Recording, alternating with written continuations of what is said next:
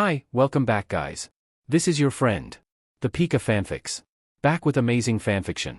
This is the series of What If Ash Becomes Mewtwo Master. Now before starting, please give this video a like and subscribe to the channel if you want more videos like this. Now let's get into the fanfic. The streets were still littered with torn apart parade balloons, broken glass, rubble and whatever trash had been left behind as people dazedly went home or to a medical center. Small fires had been put out, roads closed, and trains had stopped for now. Police was securing evidence, reporters flocked around and tried to get good shots, and Pokemon were viewing the mess with sometimes confused eyes, muttering to themselves. This year's Pokemon Day parade would forever go down in Ryme City's history. Not because it had been lavish and excelling all that had come before. Not because it had more attendees or participants than any of the prior ones. Not because it featured new parade balloon or celebrated a special anniversary. No. It would be the one remembered as the day Howard Clifford, the great visionary and philanthropist, had tried to do something unspeakable to the human and Pokemon population of the city. Merge a human consciousness with a Pokemon body, assimilating both into one. Because he had had the insane idea that it would make humans better, give them access to the evolutionary powers of the Pokemon, enable them to evolve themselves. No one knew the whole truth yet. No one knew who had helped foil that plan, who had freed Mewtwo, who had saved the city. No one ever would, even if Lucy Stevens had wanted to run exclusive interviews and reports. In the end she had agreed that some matters should remain in the dark. Like the identity of Tim Goodman, as well as his father, and she would skirt around the appearance of Mewtwo a little. All the public needed to know was that Howard Clifford had abducted and experimented on this unique Pokemon. The numerous Pokemon affected by the whole mind transfer knew. They had felt the psychic energy, had recognized it on an instinctual level as something incredible. Not that they would tell anyone. Aside from other Pokemon. So word spread among the Pokemon population, but the humans remained ignorant of the true events. Nothing ever came without a consequence. He could have wiped their minds, but he hadn't. He could have altered everyone's reality, their recollection of this day and the days before, but it had been like an instinct to leave the horrible events present in their memories as the people of Ryme City came to terms with what had occurred. What he had done was reunite a father and his son. Because Harry Goodman had earned his thanks. He might have started out as one of the many looking for a powerful Pokemon to claim, but he and his Pikachu had saved him in the end. He had made a mistake, like so many had, but he had atoned himself. Mewtwo watched the two humans and the Pikachu, tracking their minds, finding nothing wrong with either of them. Transferring Harry's self back into his body had been rather simple. There was nothing complicated about such a transfer, especially since the road had already been paved for it. Just like undoing all that had been done to Pokemon and humans alike in Ryme City. Clifford had prepared them for Mewtwo's powers to work on such a grand scale, to easily separate human and Pokemon bodies and minds, after his own powers had fused them. It was all energy in the end, and the drag had been the catalyst. It had drained him in the end, weakening his barriers, reminding Mewtwo that he had suffered in this battle as well. More than most, probably, aside from the human who had indirectly helped him. But where Tim Goodman's injuries were physical, Mewtwo's were on a psychic level. High on adrenaline, endorphins racing through his systems, he hadn't felt the discomfort of his abused form. But now he did. Greatly. He felt his battered mind, the broken pieces everywhere, and he longed to crawl into a dark place and just be. His psychic energy was vastly depleted and he was more vulnerable than he would ever confess to. It was one of many reasons why he disappeared the moment he had brought back Harry. He needed a safe haven to recover. Not a dark hole. No. What he needed was another mind, a safe mind. Someone he trusted implicitly. Cooperate and we won't hurt your human friend. Something inside him twisted sharply and fury boiled up. If you touch him, The smile was cold and cruel. Do you really think you could stop us? We already neutralized your powers. The man leaned closer, the cruel streak of his voice reflecting in his eyes. We can neutralize him as well. One word and he'll lose an eye, or a finger, maybe the ability to walk. The smile was downright nasty. Or we can take his friends and family first, make him watch, tell him it was your decision. Then, if you still resist, it will be him. Slowly. He screamed in his mind, his shackled and crippled mind, his powers nothing but a memory. Do you want him to suffer? Mewtwo had never been closer than now to consider killing a human in cold blood. He felt it down to his very soul, that vicious hatred, that darkness that wanted to overwhelm his thinking. I thought so, the despicable human said and straightened back in his chair. He nodded at a woman in a lab coat. He will be very cooperative, Dr. Loran. Give him a second. Just 1 second with his powers. He would eradicate the human from this world. But he didn't get a second. Not even a fraction of it. And with the threat to his human partner, Mewtwo cooperated. He surrendered to the pain and humiliation, the inhuman treatments and being viewed as nothing but a lab animal. It had been too long. Way too long. So much time had passed and yet it had been just mere months.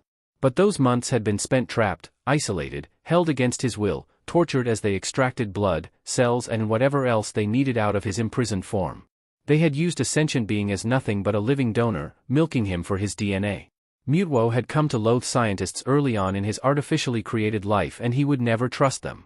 What they did hurt. Those atrocious deeds had scarred him for life. And humanity had been his enemy. PCL, the Pokemon Comprehensive Laboratories, hadn't helped change that image.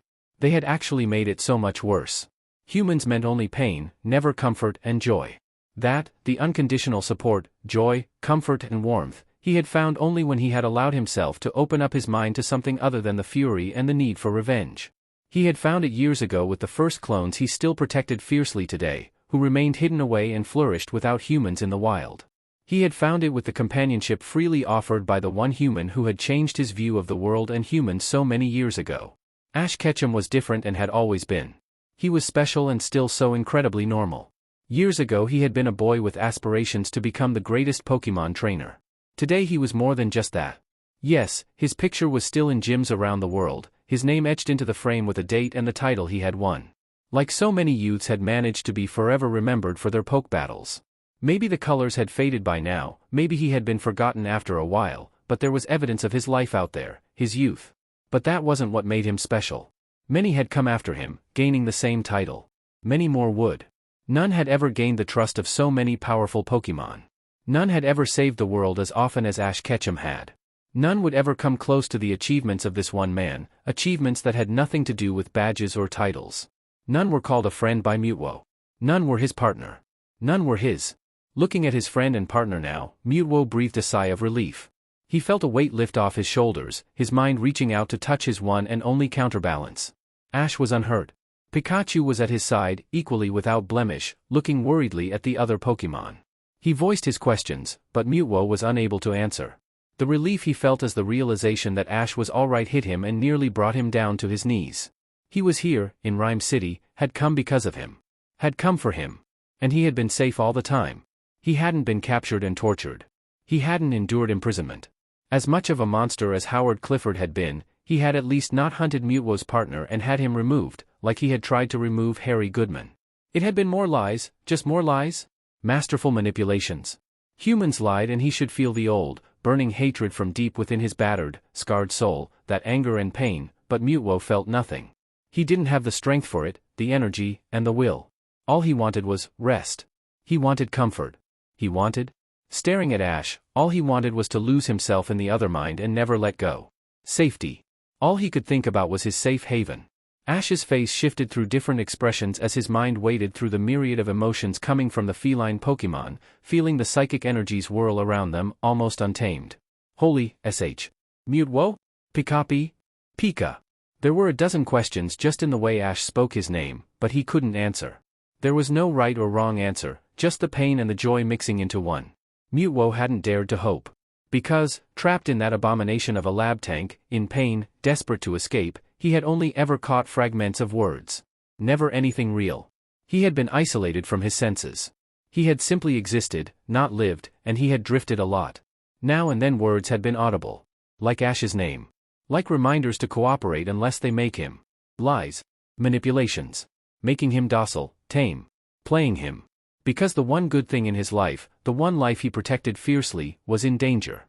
When he had been free, unleashing his fury and pain upon those who had done this to him, rational thought hadn't figured into his actions until he had found the severely injured form of Harry Goodman, the man who had helped him escape. Mewtwo had hidden himself after that, rationalizing it with the need to keep Ash safe. It had been a stupid move on his part, especially sticking around, but back then it had sounded logical, even if it didn't hold up to close scrutiny now. He had planted a human mind into a Pokemon, merged them, to do what? Hope that a small mouse Pokemon with sudden detective skills and the ability to talk to one single person would bring down the head of a gigantic company? Maybe it had been his injured mind screwing with logic. Maybe it had been the desire for revenge, to find Howard Clifford and make him pay. That almost murderous, burning need to avenge, to get retribution. Mewtwo never ran, his first instinct wasn't to seek out a safe haven and lick his wounds. It was to strike back and make the humans pay, on their knees, begging his forgiveness. Well, his second instinct. The first had been to make sure Ash hadn't been in the lab, drugged, injured, or worse. Yes, in hindsight he had made mistakes. But also good choices. Because Ash was okay. It ran like a mantra through Mewtwo's battered mind. Ash was okay. Not a scratch on him. The strained shields cracked more, then fell slowly to pieces. You're okay, he thought, unable to even use his mind voice anymore. They didn't hurt you. TBC. Ash could very obviously see and very clearly feel the desperation coming off the tall Pokémon in dark, twisting waves as Mewtwo tried to hold back a desperate, physical reaction to the separation he had endured. Months. Yes, they had been separated months before, but never under such circumstances. Never when Mewtwo was screaming his pain and anger out into the psychic world, only to find deaf ears. Never when the threat of Ash coming to harm was ever present. They lived their lives, together and apart, and this time hadn't been any different than before. Just, it had. For the first time it had been different. It had been agony. Ash's mind pushed forward, so very used to being as close as they were, easily navigating the psychic connection, and his eyes widened as he encountered the bumps and ridges along the edge of the bond that had been left by the painful invasion of Howard Clifford. Pain ripped through him, scorching his every cell. His thoughts were not his own. They were infused into him like liquid fire, taking up his thinking, his action, and he went with them. They did things, they acted for him, and he was just a watcher. The other mind wasn't smooth, didn't fit, was leaving nothing but destruction in its wake. It forced itself upon the struggling Pokémon's body and soul, using the control device to push Mewtwo further and further away. He screamed. He fought back. Gathering what psychic energy he still had left, Mewtwo struck at the invading mind, creating a mental bolt that was strong enough to kill. It didn't. He was too weak. So weak. But he tried. And again. And again. It was like running into a wall headfirst, but he knew that if they wanted to get out of this, he had to keep fighting. But he had no chance. Not a single chance. Humans were cruel. Ingenious, cruel, cold creatures. They took what they wanted. His hatred boiled again, but even that wasn't of much use anymore. All his psychic energy was locked down because of the prison he was in. And the moment the human mind became the dominant one, those powers unfolded, under the human's control. Like from a distance, through the agonizing pain of the psychic invasion, he witnessed how his body moved, how he attacked innocent Pokémon. Mewtwo screamed out his fury, his loss, and his pain. They trapped you, they tortured. Ash's happiness evaporated into intense worry, diving deeper, horror reflecting in his eyes as he took in the psychic landscape with its deep slashes everywhere. No, no, no, he whispered, desperation rising inside him. Please, no. And then the more frayed areas came to light, the open sores, the still bleeding psychic wounds that had yet to heal, and the pain. So much pain. So much suffering. The strain Mewtwo had been under, the rawness, the serrated edges of Clifford's mind digging into his own, pushing him away, slicing at his consciousness, and establishing himself as the dominant mind within seconds. There had been no fighting the alien machine, the band around his head with its electrodes. He had resisted, had pushed his will against the invasion, but to no avail. He had become a pawn, a tool, and he had screamed his pain out into the world. Mewtwo wanted to pull away, ignore the pain and the memory of the alien mind, the sensation of displacement, and then anguish. Absolute control. Helplessness. He had been nothing but a passenger. Trapped in his body and someone else using him. Using and abusing him. Like before. A weapon. No free will. Controlling his actions, his powers, his thoughts, trying to erase him completely. Where the merged Pokémon humans had only one consciousness, Mewtwo hadn't knuckled under and disappeared. He had fought. Hard.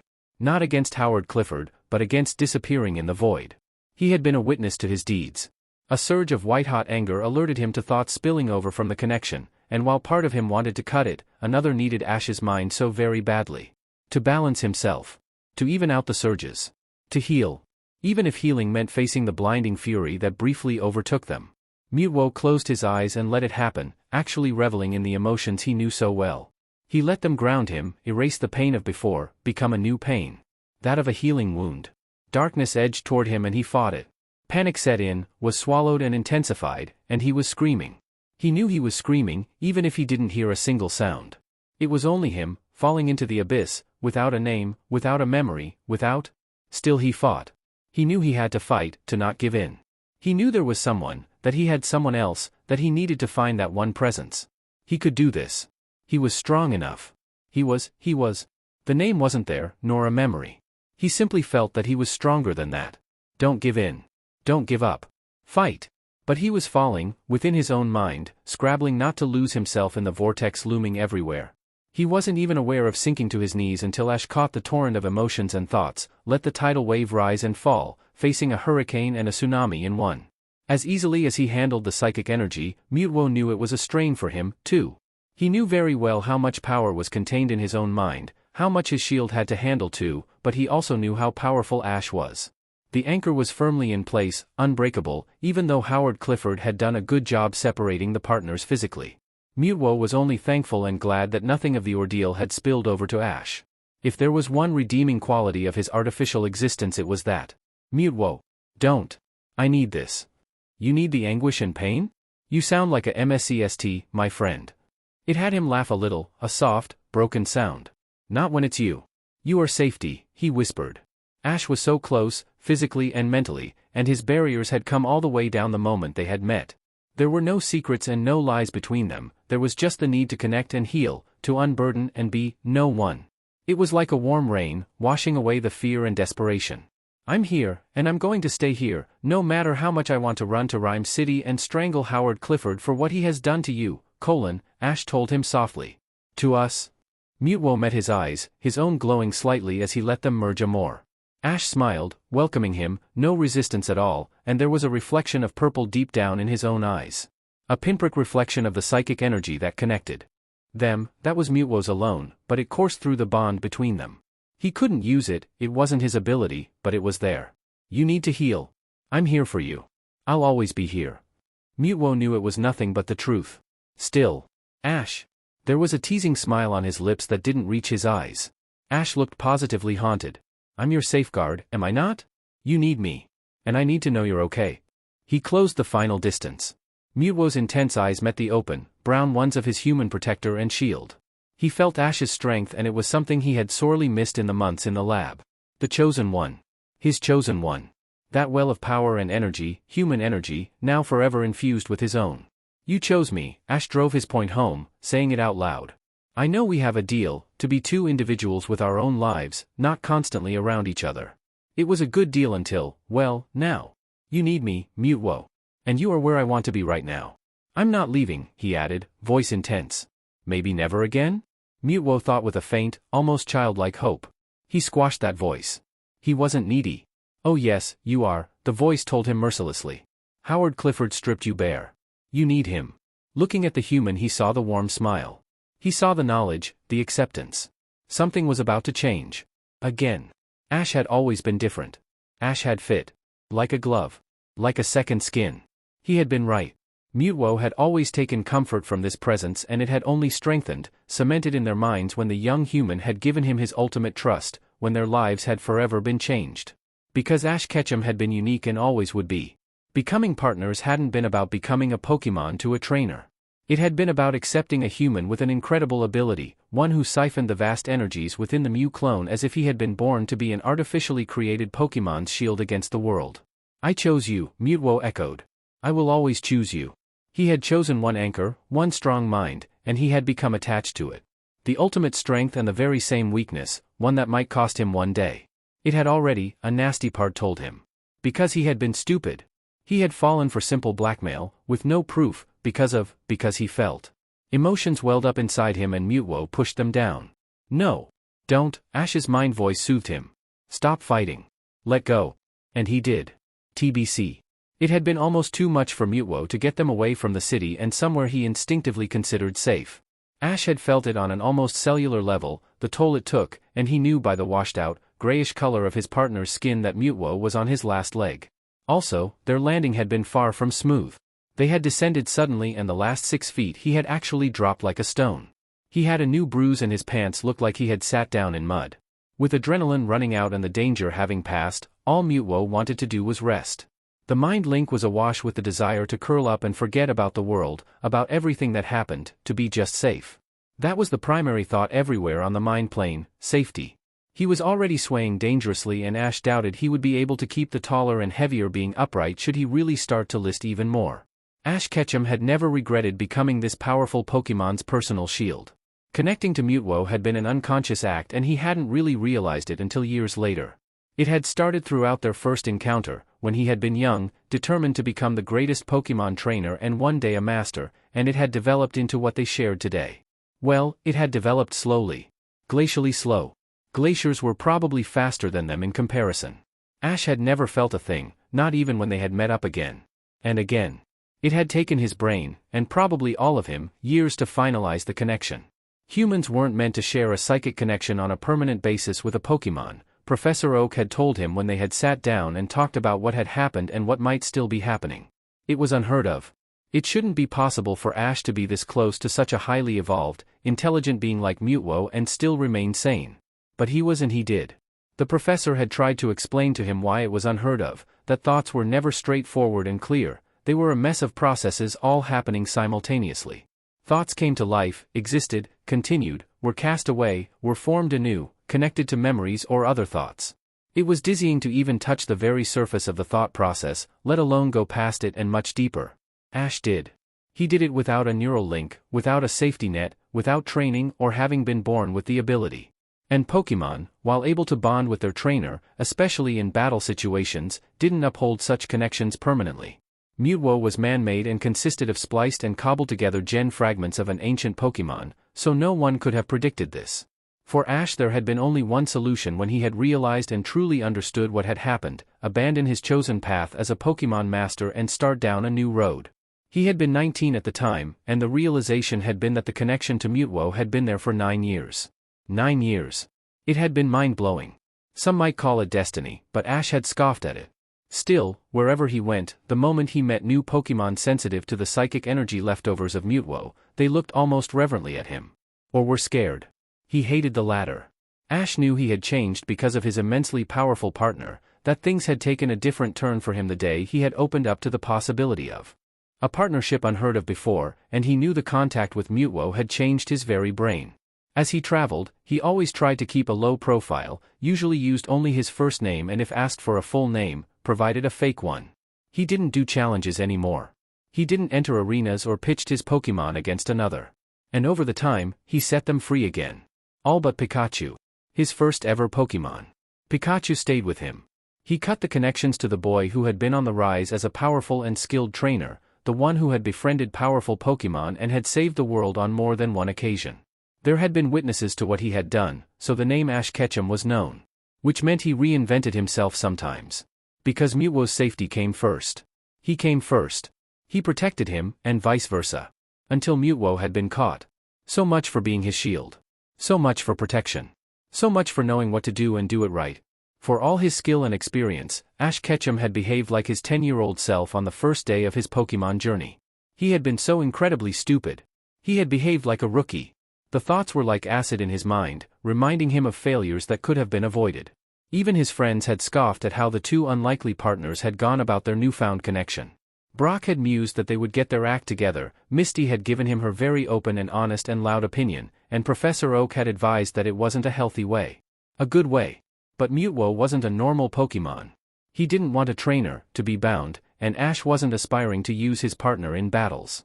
Ash watched the sleeping Pokémon, felt the slight spikes of dreams across the bond. Emotional stress and distress. He caught the thin strand of almost contact, wrapping it around his mind and soul. It should scare him how easy it was to do that, something he wasn't gifted with. It didn't. From the start it had felt good, normal, right.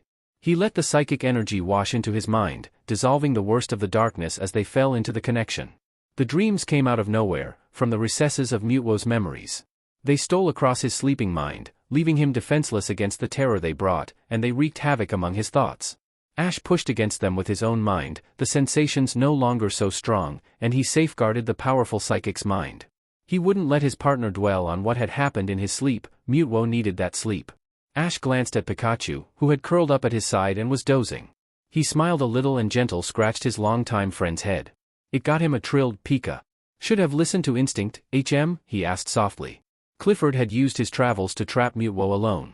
At the time Ash had been hiking through a wilderness reservation, spending time with wild Pokémon and studying rare species. Ash had met new people along the way, time passing so much faster as they had forged friendships and shared experiences. He had spent close to a month at a research and medical center, just sharing his vast expertise. Time really flew by. It had been his normal life, his own life, and while he sometimes wondered how Mewtwo was doing, what he was doing as Ash traipsed across mountains or crossed the plains, he hadn't been worried. It was their lives, spending as much time together as apart, and Mewtwo would be able to find him should he want to. For 10 years, it had worked just fine. For 10 years they had been a loosely bound partnership. Ash was more than convinced that this had forever changed now. He was also convinced that if the Ryme City mess hadn't happened, they might have imploded otherwise. That bad feeling while I was gone, Ash sighed, meeting Pikachu's eyes. The weird sensation that I should be somewhere else. It wasn't homesickness. They heard him, Pikachu. Part of me knew it, but I couldn't really make sense of what I was feeling. Pikapi, came the earnest agreement. I'm an idiot. Pie. He laughed wryly. Thanks. Pikachu scowled a little, ears flattening for a moment, then they perked up again. His opinion was very strong in that matter. Had always been strong. Ash ran a hand through his messy, dark hair. We share a connection. I should have known. Pikachu still said nothing, but Ash knew he silently and wholeheartedly agreed that his friend was an idiot and thick in the head. Just because Mewtwo was so different from other Pokemon didn't mean they shouldn't have treated their partnership like all the others Ash had trained before. Mewtwo had violent and negative reactions to the words Pokemon Master or Trainer because it meant, in his mind, SBMSN. He would never voluntarily enter a Pokeball. He would never follow instructions in an arena. He wouldn't submit to control. But Ash had the experience. A whole lot more than the artificially born entity. He should have figured out a way. Then again, they had never been in such a situation before. Pikachu had had his own opinion in the past, never shy about voicing it to either of them, but Mewtwo had simply ignored the matter whenever it came up. Ash had decided that since they were both doing fine, nothing had to change. Mewtwo was the expert on psychic matters and Ash was the passive side, the shield. He had no active powers, he didn't sense the world like Mewtwo did, so he had wrongly believed they were fine. Yeah. Right. Look where they were now, right? Got to work on that, he muttered. Really work on that. Pika. Thanks, he muttered wryly. Paichu, was Pikachu's dry comment. Yeah, I know. Won't happen again. Ever. Whatever Mewtwo says, I'm going to stick around. Pikachu nodded. In his opinion it was the only life for a human and his Pokemon partner. Pikachu had always been with Ash and his development showed how much he had learned and flourished. He had never physically evolved. Didn't want to evolve, but his power levels far surpassed that of the evolved forms by now. Mewtwo didn't have an evolution form. He was the most powerful already. But this was different. He needs you, the small electric Pokemon pushed his opinion. Ash petted him softly. Yeah, he whispered. I know. Clifford Enterprises had found Mewtwo through him. Harry Goodman was a world-class investigator for sure. He had followed the traces Ash had left in his travels, had found Mewtwo, but he hadn't been told the truth either. Clifford had used him as he had used so many. He had used his skill set and he had disposed of him afterwards. Ash had caught fragments of memories, of Harry meeting Mewtwo after tracking him down. Of Clifford's trapping devices restraining the psychic Pokemon, and he had felt the anger, the betrayal, the pain as the device blocked Mewtwo's powers. Being cut off from what was natural for him was the most painful experience for the clone. Physical restraints hurt, but disconnecting the psychic energy was soul-deep agony. There was another spike and Ash rested a hand on the smooth, warm skin, letting the spikes bleed over to him, rolling with the waves, until Mewtwo relaxed once more. TBC. Mewtwo barely ever tolerated touch by anyone else but him. Another Pokemon yes, but humans were a source of still deeply settled revulsion and loathing that surged at the worst times. Touch brought pain. Ash was known, was welcome, and his touch was actively sought out. Every single time they had met up again after their individual travels, Mewtwo had either initiated contact or had not pushed Ash away when the human had touched him. Big, fat clue anyone? Yes, he was a moron. Mewtwo was a tactile creature when he let his guard down, wanted contact, sought it out. Day 9. Subject has arrived. We will start with a first analysis to determine what procedures to use. Day 12. Subject shows stress reactions to this method of DNA extraction. We stopped the process. Day 29. Moderate success has been made, but the sample degraded too quickly. Day 42. After much trial and error we perfected a stable method to extract Mewtwo's DNA. Day 68. Ash blinked as the memory flashed through him, as he felt Mewtwo's frustration to be in the tank, unable to escape. Powerless. He saw, from his point of view, as men and women walked around the lab, dressed in protective gear. Time passed. Days, then weeks, then months.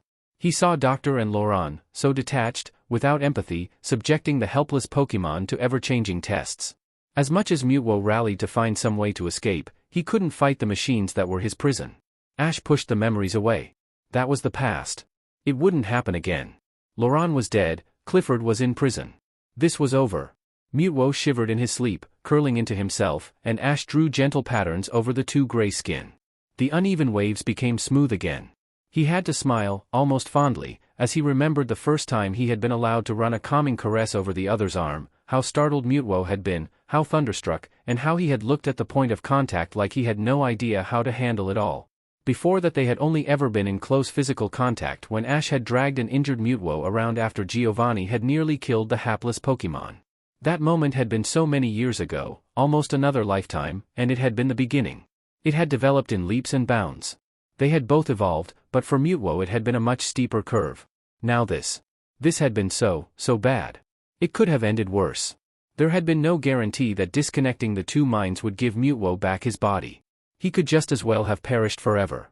The shock, the fact that Clifford had domineered him, had actually tried to erase him, it all could have contributed to absolute failure.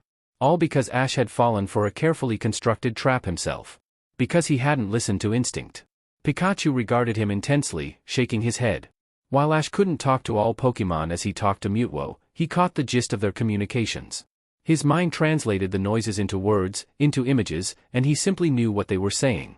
Thanks to having a psychic Pokémon connected to his mind. Pika, came the quiet advice and small paws curled into his clothes. Pika. Chew. Pikachu wanted him to let go of the guilt and get some rest, too. But Ash did blame very well. Blame and guilt. He smiled sadly. It was one trait he hadn't been able to lose. You are not to blame, Ash Ketchum, came a soft mind voice that wasn't Pikachu. He turned his head and looked at his charge. His hand never stopped the gentle caress over the warm skin. You're supposed to rest.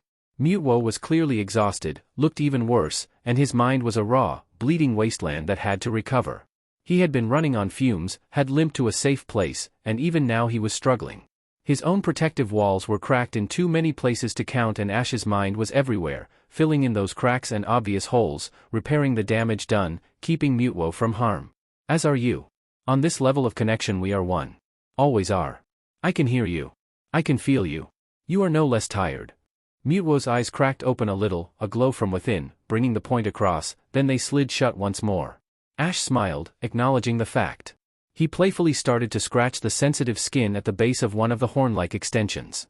Mewtwo leaned into the caress with a barely there whisper of a sigh. And yes, there was a purr. It was inaudible to humans, but not Pokémon, but Ash heard and felt it. The first time the highly evolved being had made that sound in Ash's arms had shocked the young man into almost complete stillness for a second, then he had simply continued his ministrations. Mewtwo had never said anything. But the purrs had come back, sometimes soft rumbles, sometimes almost little mews. They were comforting noises for both of them. They didn't talk about the instinctual reactions, maybe they should have. I still feel like I failed. And I did fail as your shield. This shouldn't have happened. I should have listened to what I felt. Part of me knew you were in danger, being hurt, but I didn't understand it. Because it never happened before, was the matter-of-fact reply. That shouldn't factor into it. I failed, Mewtwo caught the hand and curled his fingers around it. Ash closed his eyes at the contact, the sensation of falling deeper into the incredible mind intensifying. It was heady and warm, like wrapped in a dozen blankets, it was safety and home. Mewtwo pulled him in, like an embrace, hugging him with such fierceness, it took his mental and physical breath away. He felt the same, would never lie about it. Never, Ash. You never failed me or any of your charges. I never expected you to be receptive over distance. Yeah, well, maybe we have to work on that. We haven't so far. We never worked on what could be, aside from the obvious. Mewtwo acknowledged that silently.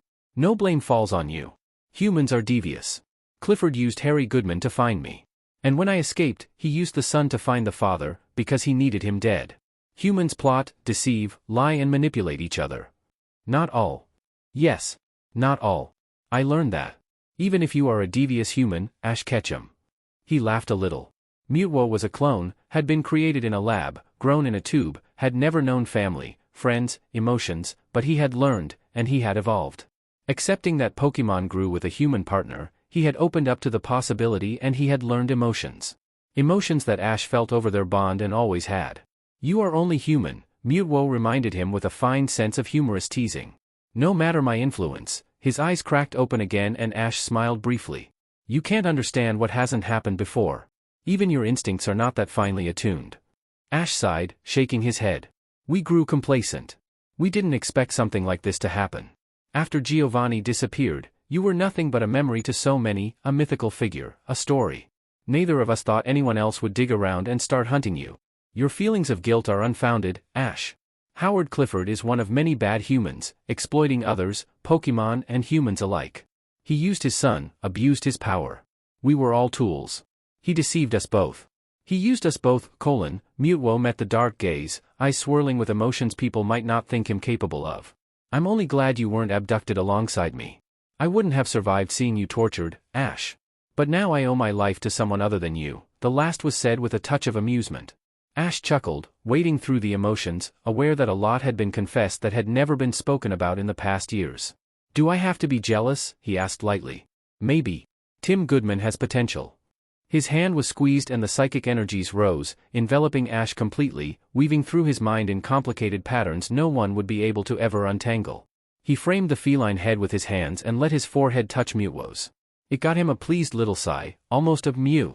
They were safe now, both of them, the most powerful psychic Pokemon and his human shield and guardian. Ash refused to be scared and cowed by what had happened. He refused to hide and never to be seen again. He had friends and family. He would still go and see them, he would travel, but no longer alone, and he wanted to meet Tim Goodman, the young man who had saved his friend and partner. You know, I met Misty just a few weeks before all went to hell here, he whispered. She asked me if we had finally figured out our partnership. I told her we were fine with the status quo, that you needed your space, that you could find me whenever you wanted, that I could drop by to spend time with you. She called me an idiot. You, too. I had no idea what she meant. I know I can be thick. Mewtwo let amusement trickle along the connection. Yeah, Ash conceded. Really thick. She called it an unhealthy long-distance relationship. Challenged me whether I would have left one of my other Pokemon alone to fend for themselves. The amusement turned into annoyance.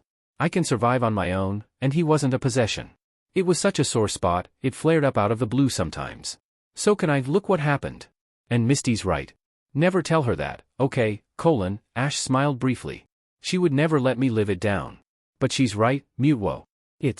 I wouldn't call it unhealthy, but it hasn't been good for us. I think I would have been able to sense something was wrong, instead of getting a vague feeling like I was coming down with some bug. You might have been able to reach me, however briefly. We've grown apart, become complacent. Just seeing each other now and then. This whole mess could have been avoided. Doubtful. And they might have captured Ash, too. Anger flared. You don't know that. But I know that we're stronger together. This connection is there for a reason. Because we are stronger as a team. We haven't done what should have been natural. Train. Assess what we have and test the limits. This wasn't a gym battle, this was seriously happening and you were so DMN lucky. So DMN lucky to survive, The desperation finally broke through and Ash buried deeper. Losing Mewtwo wasn't an option. It would never be. Just because no one seriously hunted for you in 10 years, he stopped, voice wavering. We made a mistake, Mewtwo. I don't want this to get even worse. I don't want a next time, Neither do I, was the quiet confession. Mewtwo's mind pulled him in, shielding him in turn, reassuring him that the Pokemon was still there. They needed rest. They needed to rebalance themselves, especially Mewtwo. And later, much later, they would have to sort out their partnership. Long distance wouldn't be an option at all anymore. Pikachu curled up with the pair and sighed a pleased Pika. Mewtwo's arms were around Ash, his forehead pressed against his partner's chest as he let go of the past tension and let them slide together in sleep and healing. Ash had wrapped his own arms around the exhausted being's head and shoulders, a protective embrace that mirrored what his mind had done. They wouldn't stay in this temporary hideout. Ash planned on getting somewhere more comfortable but still secure. He had a few knew such places, and the moment Mewtwo was able to, they would relocate. Throughout the night Pokemon of different species joined them, a circle of small and large guards, keeping their eyes out for danger to the trio. Pikachu shared his appreciation of the gesture with them, receiving waves of support. TBC. Ash was used to being so close to the immense power that was Mewtwo's mind, a heavy vortex of psychic power that was unrivaled by any other Pokemon he had ever encountered. The tightly coiled energy was flowing toward another soul, only meant for that one person. Ash. And Ash wasn't scared by that bottomless well only he could really perceive. It was like watching a tightly coiled ball of energy, ready to expand and explode into action, to erase what stood in its way. It was deep inside Mewtwo's soul, at the very heart, eternal. Ash had never been scared of it. It was normal for him and had been for years. Ever since the very first encounter and his brief brush with death, his mind had expanded in a way the child he had been back then hadn't really realized. Being caught in the middle of two powerful, psychic blasts hadn't changed him, aside from petrifying his body for a short time, which had more or less killed him for a while. No, it had freed something inside himself that had been there, waiting. It had been an accident, caused by his own stupidity to get between two warring, insanely powerful Pokemon. It should have killed him, annihilating his body, turning him into dust and memory. No human or Pokemon should have been able to survive what he had. But he had. Afterwards he had not felt better or worse. Sure, a few aches had remained, but that had passed. And slightly too much of a moron that he had been, he had never thought about just why he was able to get in contact with so many powerful Pokemon, right down to legendary and godlike beings, who had trusted him in a way that should have been a neon-lit clue. No, Ash had never caught on to that. Or anything else. He had just accepted it. Misty would have a field day, he mused. He supposed a lot of his friends would start celebrating. It had just never occurred to him. Ash sighed and shook his head. Yeah, well, maybe it had been a coping method. Maybe whatever genetic predisposition he had, it had decided that he needed to grow into it slowly. Really slowly. But then he had run into Mewtwo again and the connection between the two so very different beings had flared. Where memories had been erased before, they came back. Ash had suddenly remembered, though he hadn't said anything to anyone. The connection stood. It was alive. It wanted to grow. Differently than with any of the other Pokemon Ash had encountered. Mewtwo had never, in so many words, said it, but Ash suspected that the double psychic force had fundamentally triggered him as the shield, connecting them back then without their knowledge. With Mew's psychic energy in the equation as well, no one really knew what had occurred that moment. All the other Pokemon he had encountered since then, all those that had been drawn to him, those that had felt a certain attraction to the fledgling trainer, had only been a side effect. Back then he hadn't questioned those legendary encounters.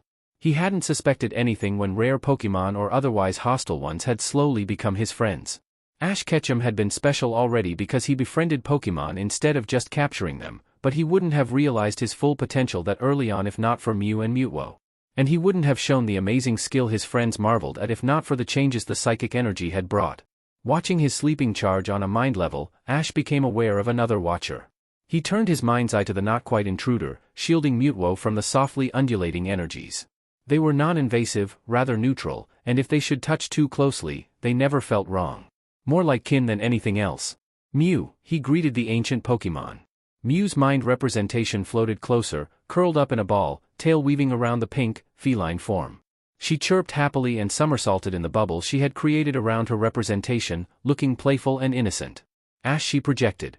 Ash smiled. Why are you here, he asked politely. Their encounters in the past years had been few and far. Sometimes he had felt her at the edge of his connection with Mewtwo, but she never intruded and catching a glimpse of her had been difficult. He had no idea how old she was, but she was ancient. Mew existed in a way no other Pokemon did, sometimes aware, sometimes in a kind of hibernation state that wasn't really sleep, but she wasn't conscious either. She would rouse, explore the world as it had changed around her, then disappear for months, years, maybe decades or more. Mewtwo's existence had woken her and she had been around ever since, only taking brief timeouts, it seemed. Ash wasn't sure she consciously decided it was nap time, or whatever it was called, and he really had no idea what triggered her again. He hurts Mew now stated, hovering closer. She was swinging slightly from left to right and back again in her floating bubble. Yes. Very much. She came even closer and Ash felt something akin to sympathy and worry. She wasn't like Mewtwo and even Ash, who was accustomed to psychic links and their energies coursing through his body, could barely get a read on her. He had been struck by her power, but he didn't remember how it had felt. He didn't remember anything from his petrified state. There was a shift on the mind plane and Mewtwo's presence grew, became more powerful, and his psychic representation grew to tower over Ash. Violet eyes narrowed dangerously and Ash felt the fury rising. He reached out and touched his partner, calmly stepping between the two. Leave, Mew chirped almost playfully, not the least bit cowed. And what did she have to fear anyway? I do not care about your presence here. You invade. What do you want, Mewtwo demanded in a vicious tone of voice. You heard she uncurled and lazily flew around them. I felt your suffering. A low but inaudible rumble seemed to surround them all, like a distant thunder that couldn't be heard, only felt. Deadly, swift, merciless. It never bothered you before, It always did. This time it was so bad. You were alone. The evidence of that statement was all around them, the charred regions of Mewtwo's mind where he hadn't healed yet. There were painful memories, nightmarish dreams of being stuck with tubes and needles, feeling them drain him of life and energy, and the possession. That most of all was the source of his psychological wounds. I'm always alone, was the furious reply. No. You haven't been in a long time.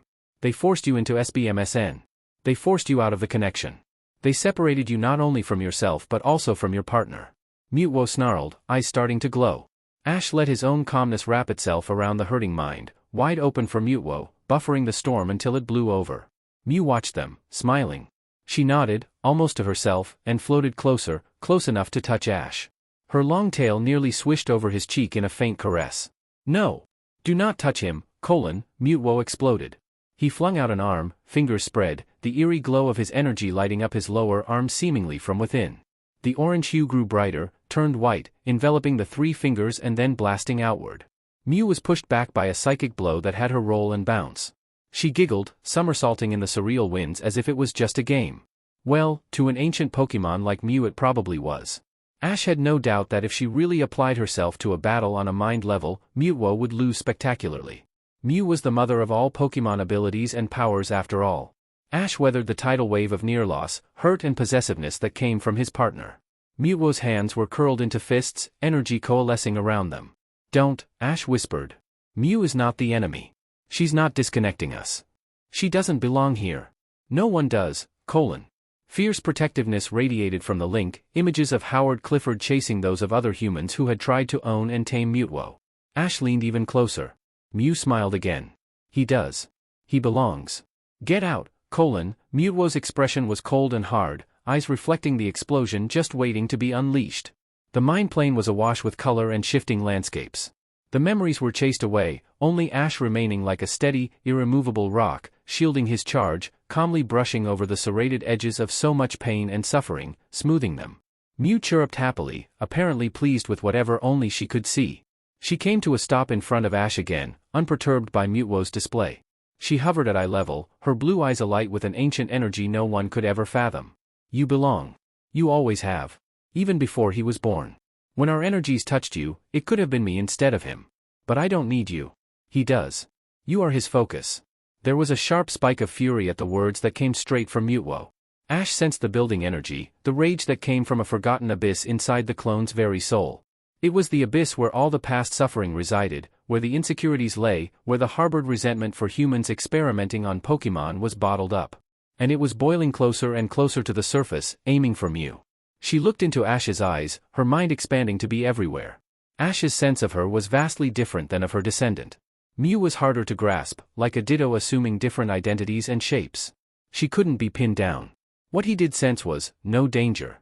Mewtwo growled so low and deep, with such vicious intent, Ash felt it like a thunderclap in his mind. It drew him out of his musings and he looked at his partner. Mewtwo was hovering over him, eyes a bright white, energy curling around his hands. Dangerous, but not dangerous to him. More like, intensely protective. Mewtwo, no, he said softly. She is no threat. Neither to you, nor to me. I don't fear her, he snarled. Mew just watched, so ancient, so serious all of a sudden, so very powerful.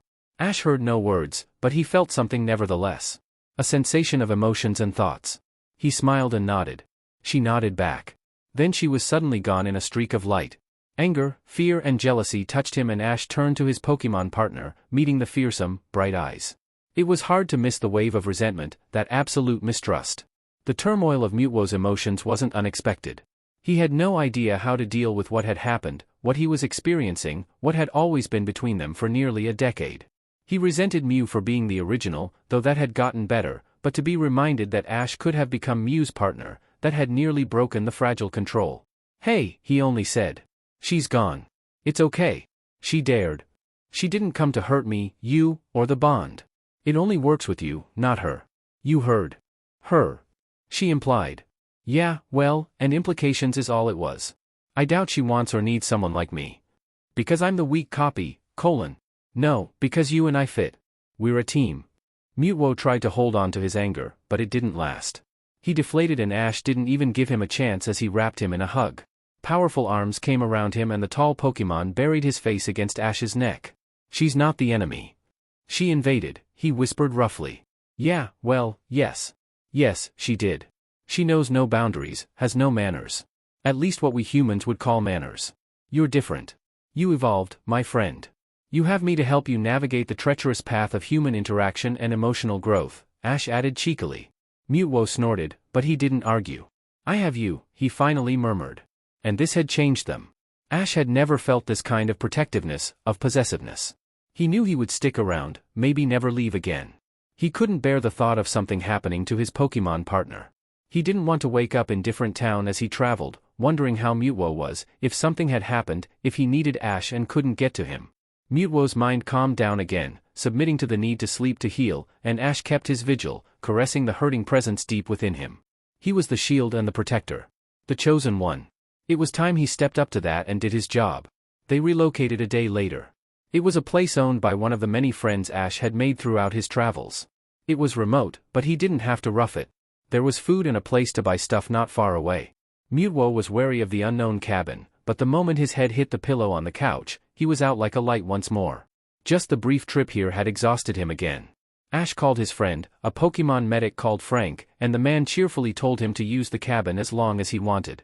He wouldn't even have to stock up the supplies again, though Ash planned on doing so. Thanks, Ash told him over the phone. Hey, no big deal. I'm not planning on going out there for at least the next months. He called his mother next, gave her an update, but he didn't reveal much over the phone.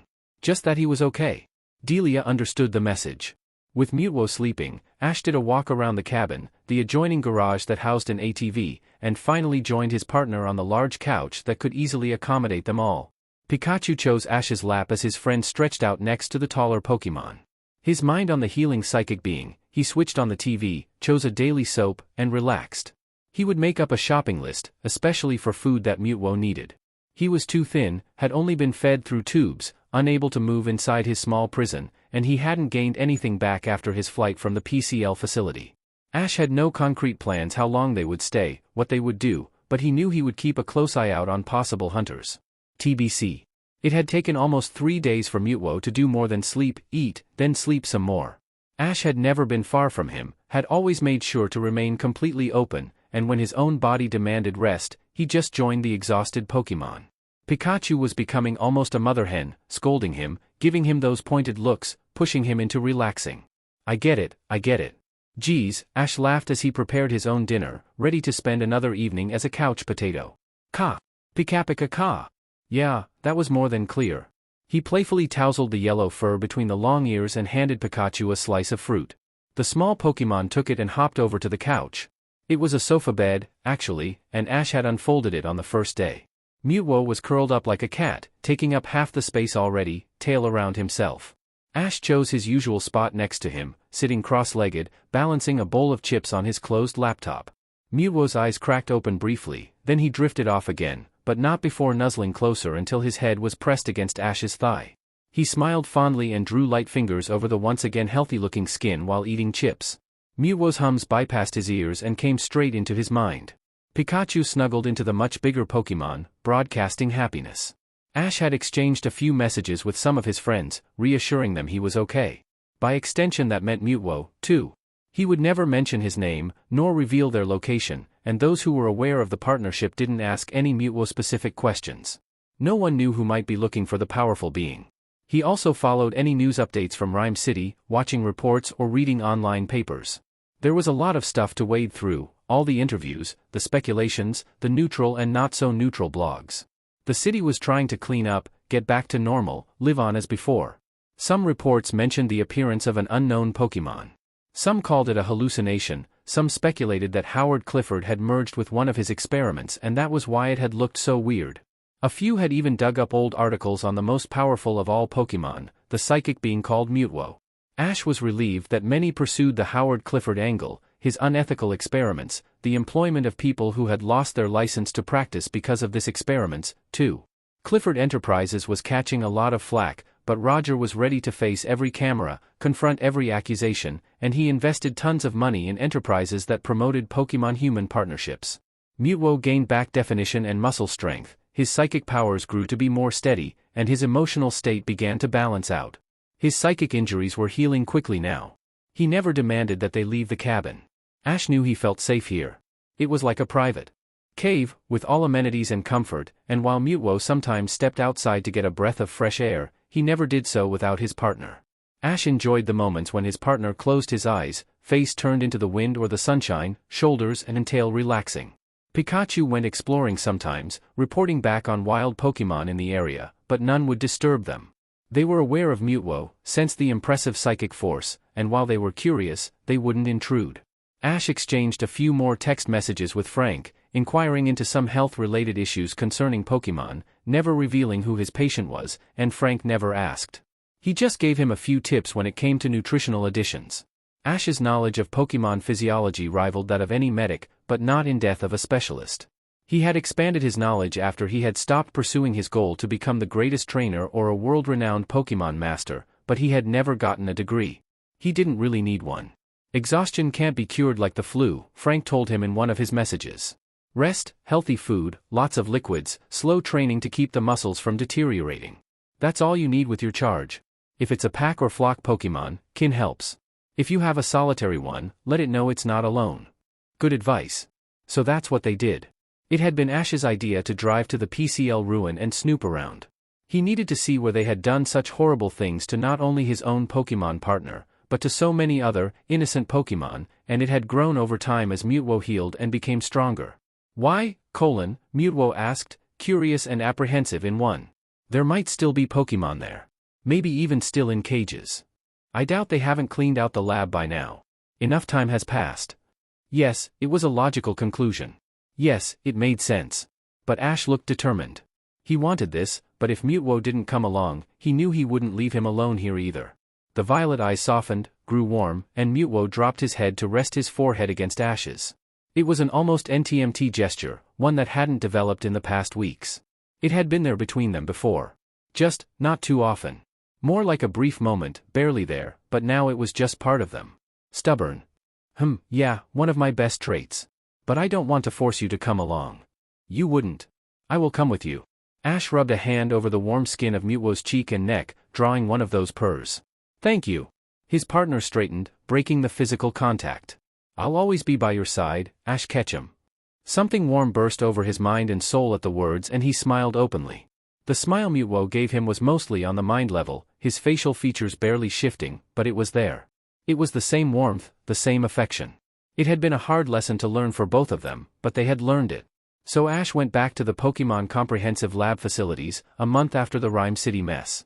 Howard's intentions might have sounded honorable, but the way he had gone about them had been disgusting and despicable. Yes, Pokemon could bring out the best in people, and a healthy partnership of trust and caring could bring out the best in a Pokemon, but that wasn't done in a lab with chemicals. It grew over time, it was a symbiosis.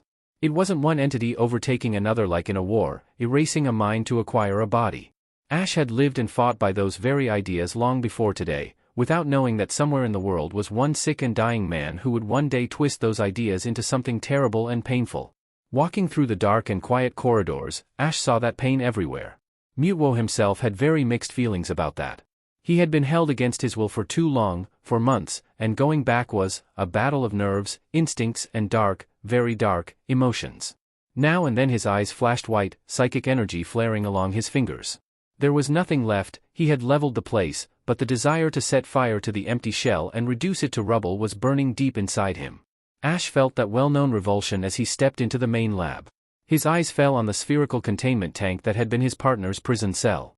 It was now nothing but cracked, burned metal and glass, but he knew what had happened here.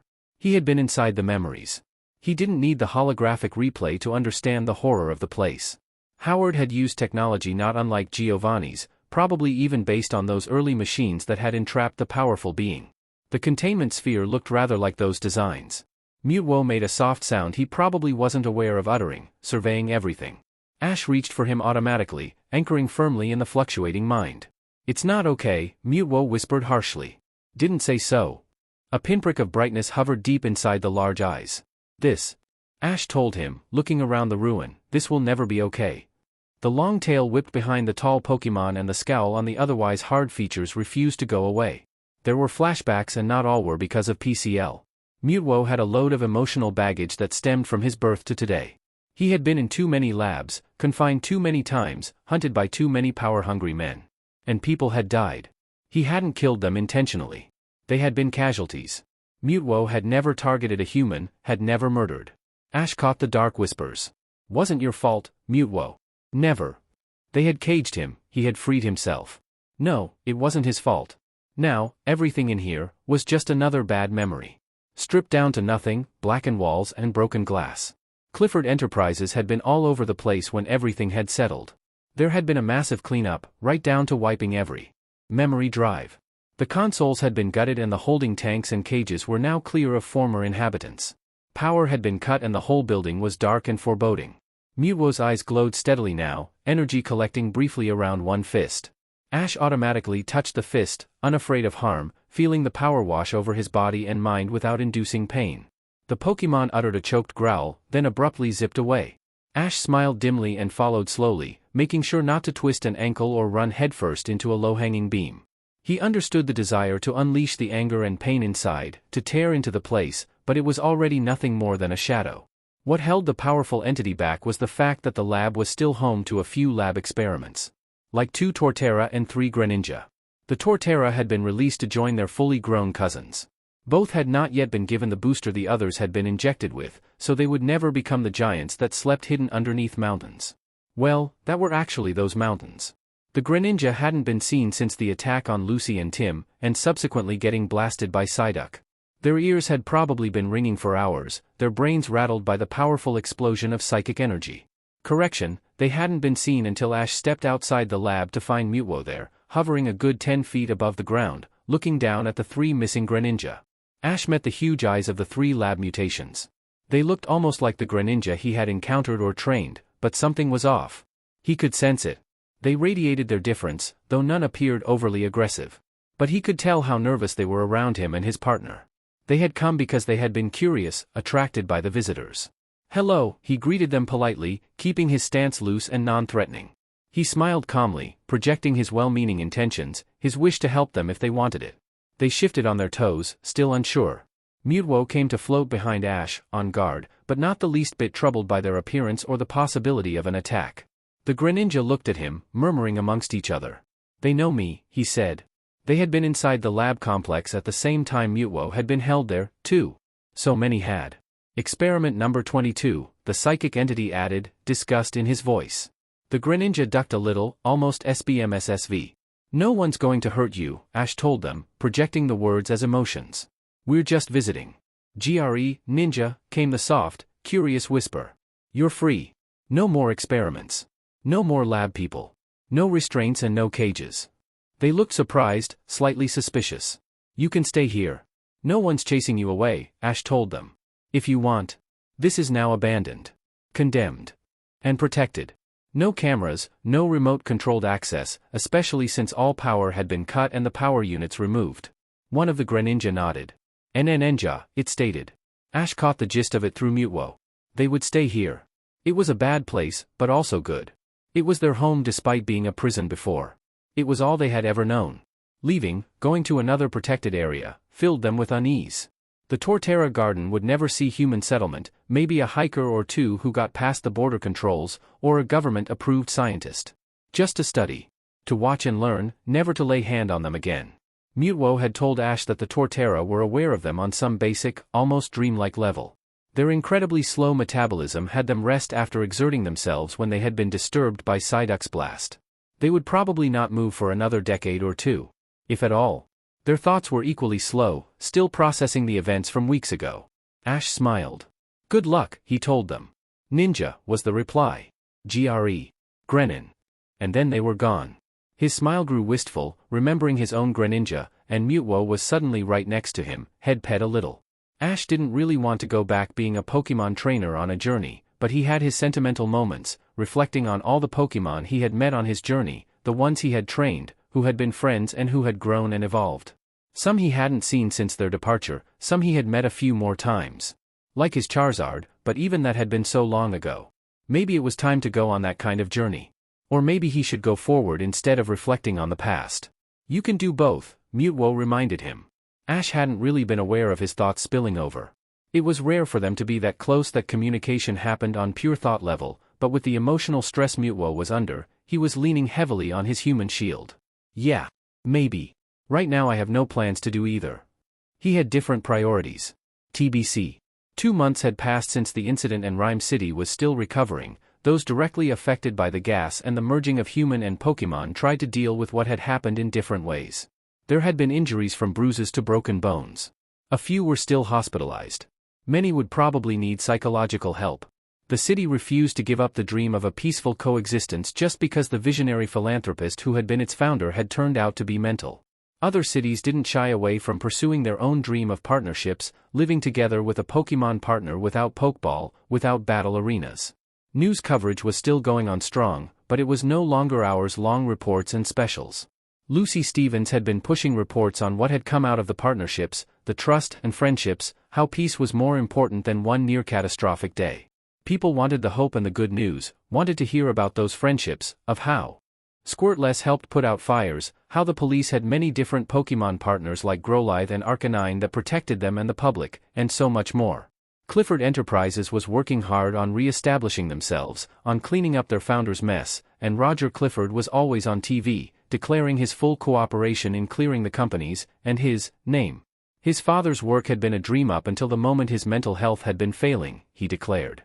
The man had framed him, set him up to take the fall, but Roger was fighting for the company and for the city.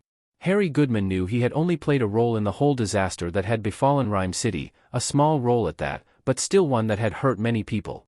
Yes, including him, but looking at the bigger picture he knew he had been one cog in a gigantic machination that had been going on for years.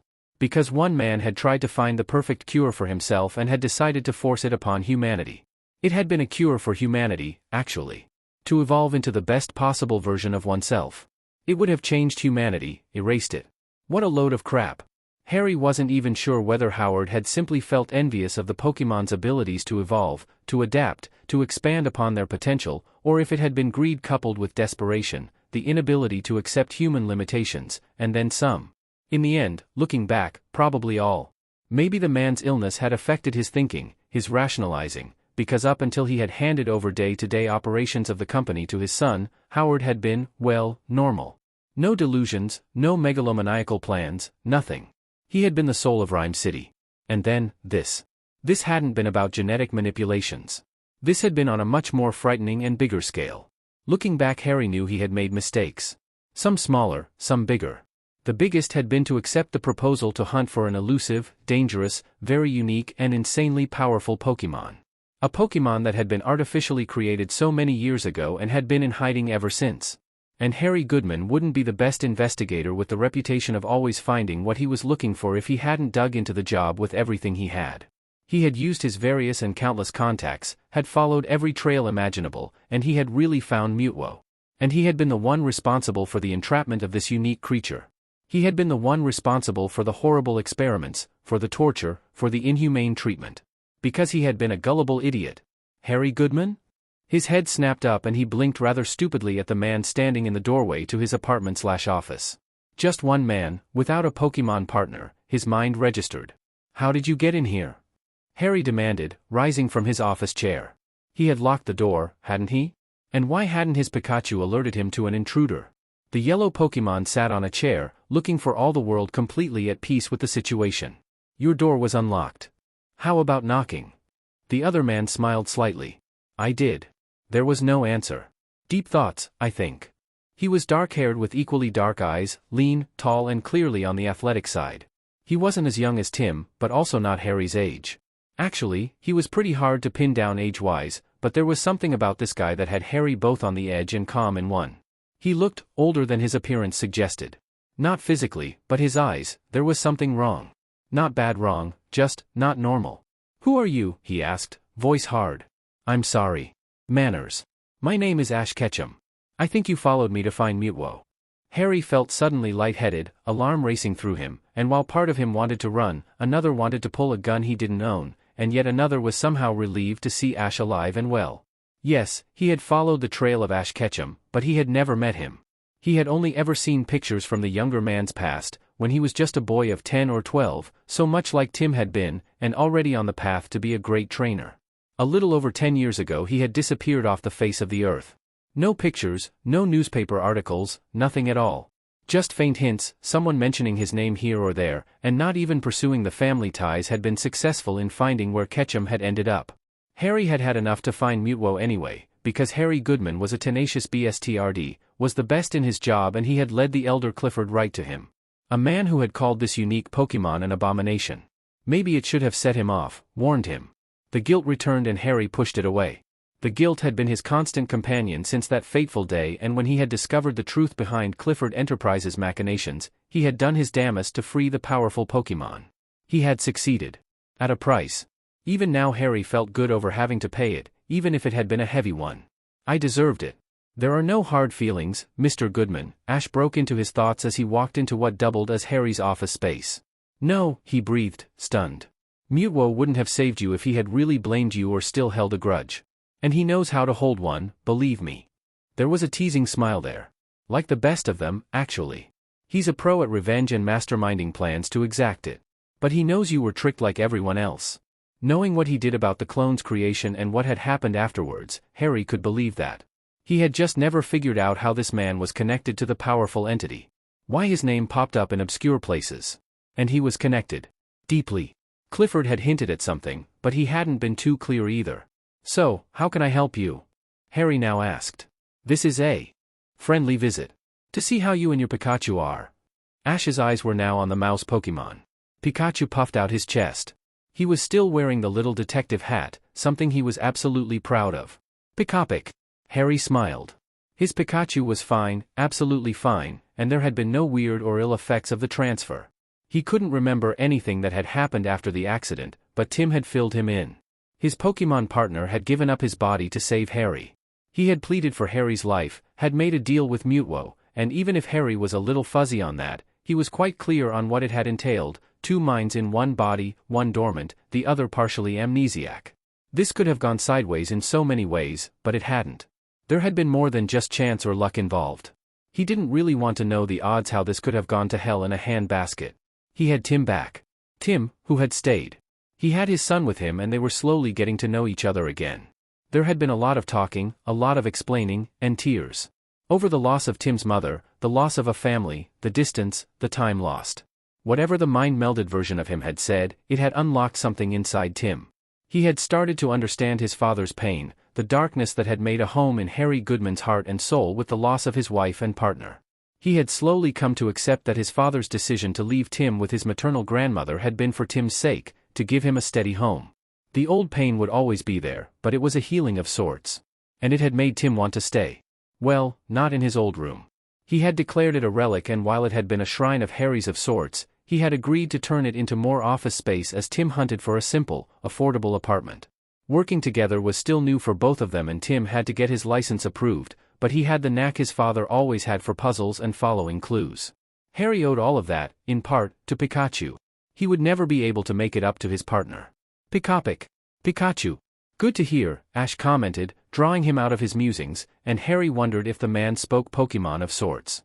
But I didn't just come here to check in on all of you. I know you're doing okay. It's also a kind of thank you, he added, meeting Harry's eyes again. For showing us where we went wrong. Harry frowned. Mewtwo and myself. You found him through me, so you know there is a connection. He nodded warily. Oh, he was very much aware that something connected this man with a legendary Pokemon of such incredible power and intellect. We've been a team for a very long time and it started even earlier than both of us realized, but we neglected that connection. It's one of many reasons why Howard so easily captured and detained Mewtwo. Yes, you found him. Yes, you more or less led Howard to him. But Howard Clifford blackmailed him into obedience and cooperation. Ash looked grim. Mewtwo didn't know the lies were just that, lies. He couldn't reach out to me, had no idea whether I was alive, injured or even dead. So he cooperated. To protect me. Whoa, Harry thought dizzily. Pikachu tilted his head and looked at Ash, making small, quizzical noises. Ash chuckled. Humans are stupid, he told the Pokemon. Pika pick. Those were two voices and Harry almost laughed as a second Pikachu peeked around the corner, looking exasperated and almost like he wanted to kick Ash in the shin. Ash grinned down at his Pikachu. Then the Pokemon hopped over to Harry's partner and the two started to chase around the room like two kids fresh out of the burrow. Something toppled to the ground with a thud and Harry rolled his eyes. No matter their age. He muttered. Ash laughed. Dad? What? Who? Both men turned and Ash kept his loose, unthreatening stance. Harry smiled at his son as the two Pikachus stopped their game and looked at the newcomer. Harry's partner happily greeted the younger Goodman and Ash's waved a paw. Tim blinked and cautiously entered the apartment, carrying takeout in a large bag, and Pokemon snacks on another. He had stopped at a fast food place to get their lunch. Now his eyes met Harry's. You okay? He wanted to know, voice holding a careful note with a hint of steel. I'm fine. His son's eyes narrowed a little at the visitor, the frown telltale of him raking his brain where he might have seen the man before. Harry decided to do the introductions. Tim, this is Ash Ketchum. Ash, my son Tim. Tim gaped. Of course, as an aspiring Pokemon trainer he had read up on all the important trainers and influential people. Before Harry had caught the name Ash Ketchum in connection with Mewtwo he recalled having seen or heard it from Tim. His boy had been gushing over how he wanted to be such a great trainer, too. So many years ago. Before? Harry bit back the still lingering pain. Nice to meet you, Tim, Ash said pleasantly. I think I have to thank you, too, for saving my partner. As starstruck as Tim appeared, the realization hit him like a cold bucket of water. Mewtwo. He's your Pokemon partner? Tim whispered, shocked. Ash shrugged. Yes and no. Something between those two, I guess. Mewtwo isn't your regular Pokemon, as you might have figured out already. Harry snorted and Tim managed to smile. You can say that again. He's so much more powerful than any of them, Tim said, clearly drawn between awe and trepidation. Howard called him the most powerful of all Pokemon. Ash said nothing. Harry understood and his detective skills filled in the blanks at an amazing speed. He had done his homework on Mewtwo, had read all the files Howard Clifford had given him to prepare himself for a possible confrontation, and he knew his son had had encounters with the psychic Pokemon. A Pokemon that could transfer a human soul into a human body. Just like that. And also undo it. It boggled the mind and whenever he thought about it too much, it gave him the creeps and left him sleepless. I know Clifford wanted him for his psychic powers, Tim went on, and I saw what he did, and it was terrifying and terrible and amazing. He healed Pikachu. He saved my dad. He saved the city. He undid it all and it was incredible. Ash nodded. Mewtwo is not a bad guy. He might have started out hating humanity, but he's come around. Sort of. He quirked a little smile. I came back to thank you, Tim. You and your dad both. You risked a lot and you saved him. And the whole city in the process. Wasn't planning on being a hero, Tim told him. No one ever does, and then you suddenly save the world. Both Pikachu agreed wholeheartedly. They were sitting amiably together on the desk, munching on cookies Harry didn't know he had, watching the humans. His partner was still wearing his beloved detective hat. Roger's turning the company around, I heard, Harry said, eyes straying into the general direction of the skyscraper that was one of the most recognizable landmarks of Ryme City, Clifford Enterprises. Doing everything to help with whatever is needed to undo what his father has done. It's good press, he added wryly. A lot of good press. With the scrutiny he's under he won't take a single wrong step. It will take a long time to get rid of the R on the streets, Ash sighed. They produced massive quantities. I know. At least there won't be any more. Ryme City isn't perfection, but it's a good place to be for Pokemon and people. Pika. He shot his little partner a warm smile and the Pikachu beamed, cookie crumbs stuck to his fur. I agree, Ash said calmly. This is the future. Cooperation, not staged battles in arenas. There will always be the underground fights and schoolyard encounters, but the world is slowly changing. But you and Mewtwo aren't coming back, Tim stated. To Ryme City. The other shook his head. Not anytime soon, no. This will blow over, but whoever digs deep enough will know he was here. Someone else might think he would make some prized possession or be useful for whatever their plans are. I'm not going to let that happen again. Harry heard it in Ash's voice, saw it in the dark eyes, and he knew that the other man would stand by his promise. There was a touch of sharp-edged steel, something old and powerful interwoven in the words, that had him shiver. Clifford has a lot on Mewtwo, he said evenly. I know. Nothing I can do about it. Or anyone. Even if that data disappears, there will always be more. A lot already exists. All the two of us can do is hide for a while, keep a low profile, disappear for the time being. Not much of a life, Harry told the younger man, sympathizing. Better than a lab and a containment field. He winced. Yeah. Much better. So I'm not going to ask where you're going then, he quipped, trying to lighten the mood a little. Ash chuckled. Like you would expect an answer? Nope. So, can any of you give me a lift? I didn't actually drive here and my mode of transportation is parked a little ways off. And there's no bus stop close by. Tim cleared his throat and nodded at the food. How about lunch first? Unless you don't like assorted takeout, Harry joked. Because my son and I can't really decide on what to get, so it's normally something of everything. Sounds good. I'm not a picky eater. Lunch turned into a long talk, Tim finally giving in to his curiosity about Ash Ketchum's life, his travels, the Pokemon he had trained and met. Their Pikachu had curled up together, snoozing, and Harry made coffee as the hours went by. He felt more relaxed by the minute, mostly because Ash was an easy guy to be around. There really were no hard feelings.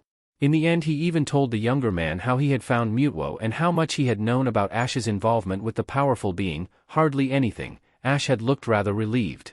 We're not going to tell anyone about what we know, he promised him. Thank you. Mewtwo saved us. All of us, Tim added. He didn't have to. I think we owe him more than anyone can ever repay. Keeping us out of the press is thanks enough. TBC. Howard Clifford hadn't been thrown into jail, the keys forgotten. He had been placed under 24-hour surveillance, almost like house arrest, but not in his own, comfortable home. He was in a medical facility, treated for his worsening symptoms and failing health. He hadn't done himself any favor, transferring his consciousness, and medical personnel kept him under close watch. Cutting the neural link so suddenly had left him in even worse condition than before. Mewtwo had found it rather easy to enter the facility. No one saw him, except a few Pokemon, who gazed at him almost reverently. None of them sounded an alarm to their human partners. They watched, not cowed but respectful. Coming back to Ryme City had been accompanied by conflicting emotions. He knew the town as such had done him no harm, everyone here had been a victim, too. He still felt unwell, edgy, expecting traps. Ash hadn't asked him to come along, Mewtwo had made his own, informed decision. It had been largely influenced by his instinctual reaction to a possible separation from his partner. Mewtwo was as annoyed as he was embarrassed by it. He hadn't been able to stand letting Ash out of his sight for the first few days of their reunion. His mind knew the human was there, but he needed to see him, too. Yes, it was annoying. Yes, it was embarrassing. Yes, he wanted to lash out at something because in his mind, he was weak. That panic had settled down after a while. The attachment to Ash not so much. So when Ash had decided to come back to Ryme City, he had tagged along, to find the man who had brought so much pain and suffering. Howard Clifford was awake, sitting in a wheelchair at the floor-to-ceiling window, gazing over the city. He appeared thinner. Older, hair in disarray, dressed in warm clothes and covered by a blanket. Mewtwo felt rage rise inside him as he laid eyes on his tormentor, but he quickly clamped it down. He hadn't come here to hurt or kill. Never to kill. Actually, he had no real idea why he was here. To see the fragile vessel of the man who had wanted to control him? The man who had captured him, had used him, had hurt him so much, who had threatened his bonded partner. I knew I'd see you again, Clifford spoke up, breaking the silence. His eyes were on the reflection of Mewtwo in the window. I just don't know whether you're my executioner or have simply come to gloat. His laugh was no more than a wheeze. He turned the wheelchair and the sallow, gray skin and sunken eyes almost gave him a grotesque, death-like appearance. Mewtwo felt no satisfaction at seeing the human like that. That alone almost surprised him. Neither. He broadcast, voice cold and dark, a promise of death and destruction. You aren't worth it. Howard had the gall to laugh. I bested you, Mewtwo. I caught the most powerful of them all. You were my final victory over this failing body. You lost. But I will always be the one who captured you. Twice. Mewtwo's eyes narrowed, but he refused to be baited. He pushed the vicious, dark and deadly side away. Twice, the man repeated, cackling. You didn't capture me. Not in any way a Pokemon trainer would see as honorable. There had never been a fight, a battle of wills, or an offer of friendship. It had been violence and force, those mechanic abominations trapping him, force fields incapacitating his body and mind. I had you in my power. Contained. You were mine, Mewtwo. Howard smirked. Just because it wasn't the Pokemon way doesn't mean it isn't the truth. You threatened my partner. You made me believe you had abducted him. Clifford grinned more, showing teeth. I did my research. Your encounters aren't well documented, but I knew where to dig. I knew he was important enough. I should have grabbed the boy after all. It might have cowed you enough not to fight me. Mewtwo curled his hands into fists and Clifford laughed again, ending with a wet cough. You have weaknesses, Mewtwo. One of the biggest is your human partner. No, not a weakness. His strength. Always his strength. You made a mistake, Howard Clifford, capturing me, thinking you could control me.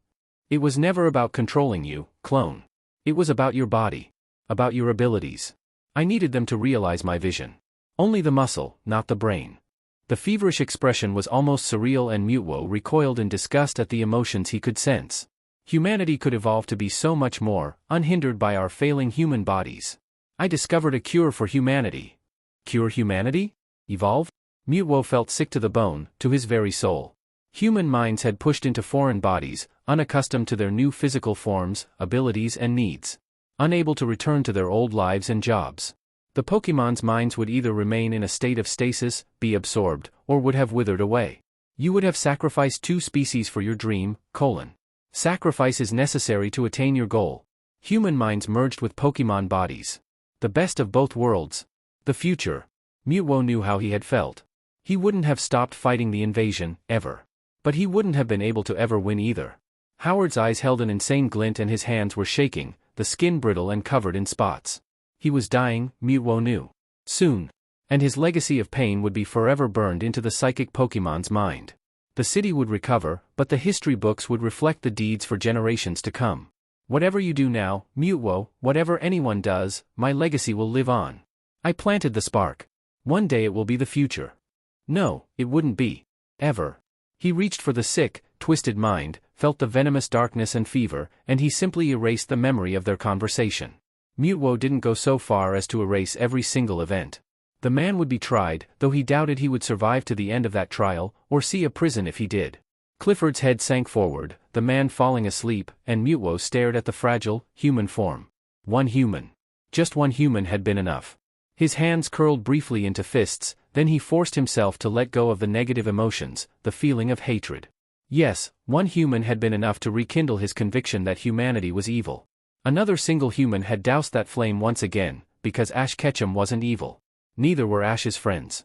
Mewtwo left as quietly as he had come, strkng up into the sky and out of the city.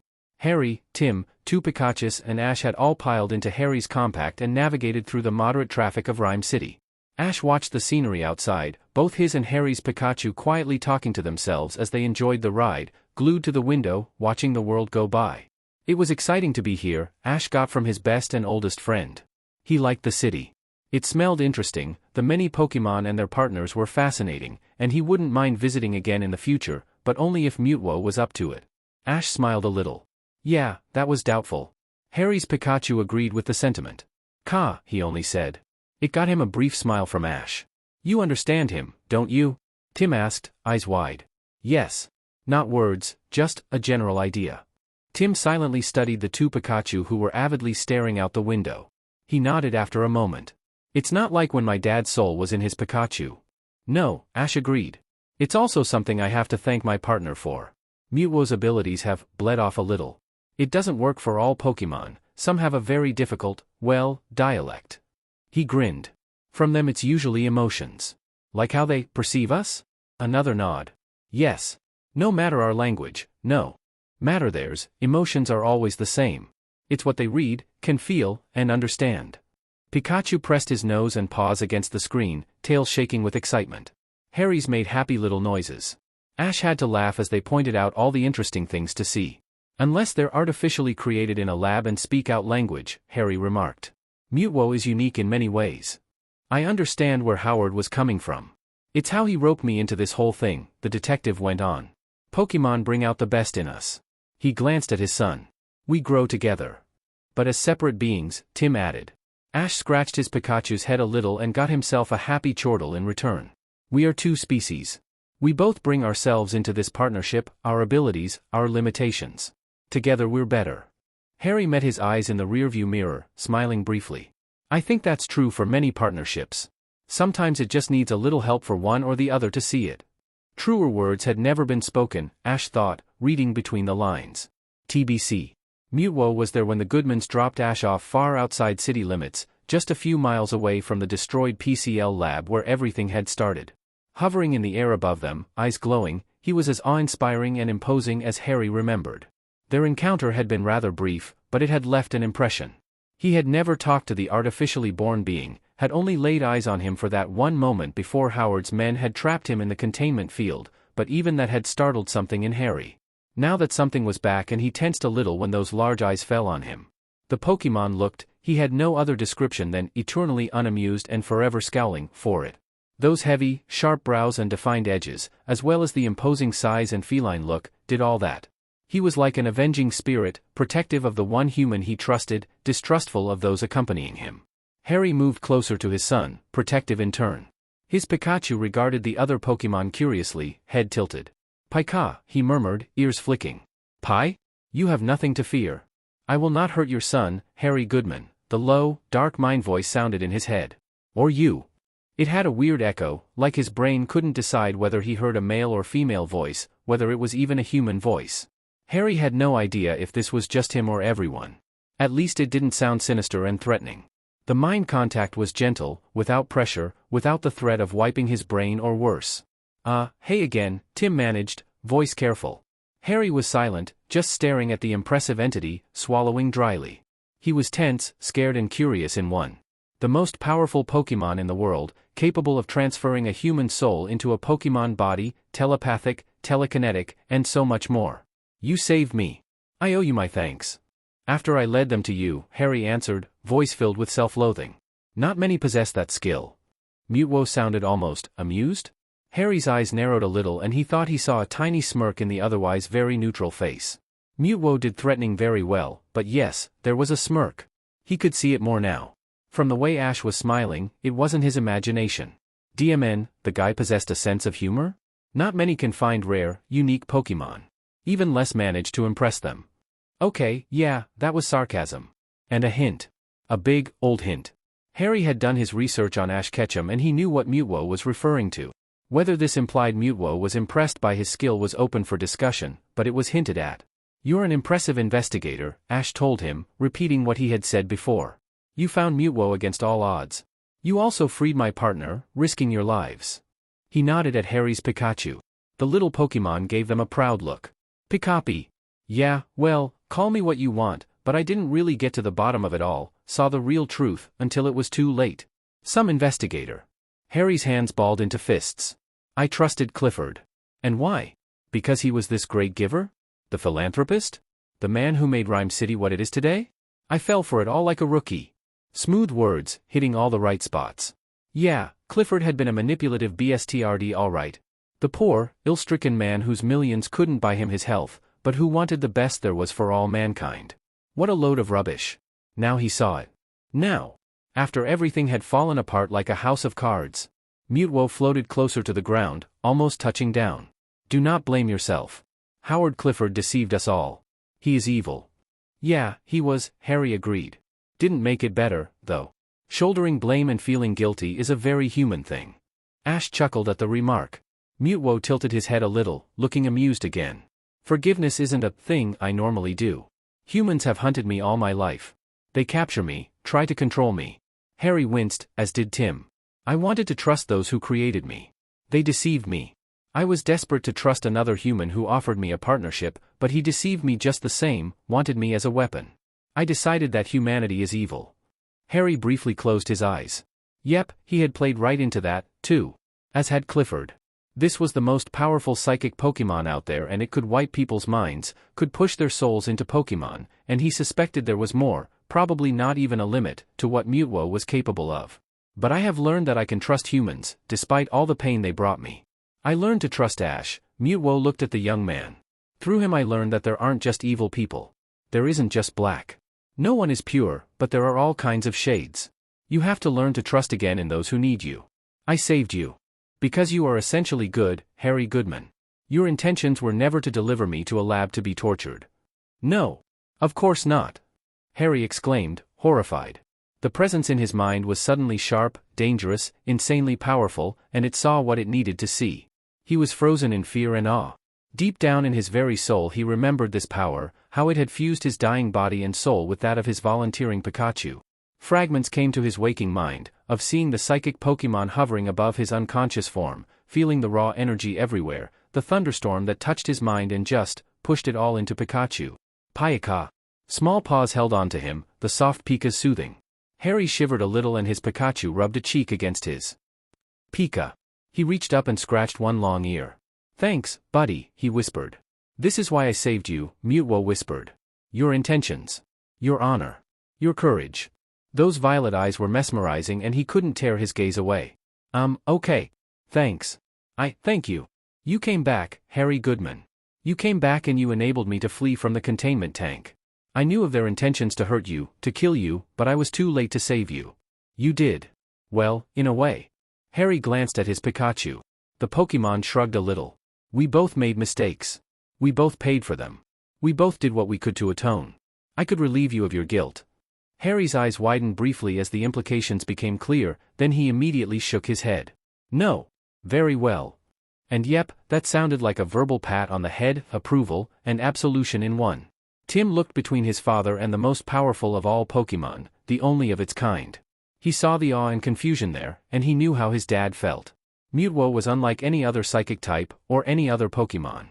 He was a bottomless well of power, a man-made copy of the ancient Mew, and humans had not simply stopped at the copy.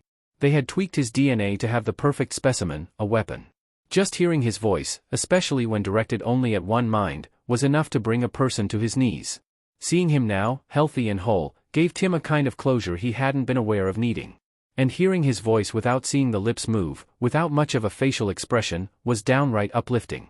He still very clearly remembered that moment in Clifford's office, seeing Mewtwo in the containment chamber, the neural link on his head, and his almost desperate plea projected at Tim to run. That would be forever burned into his memory.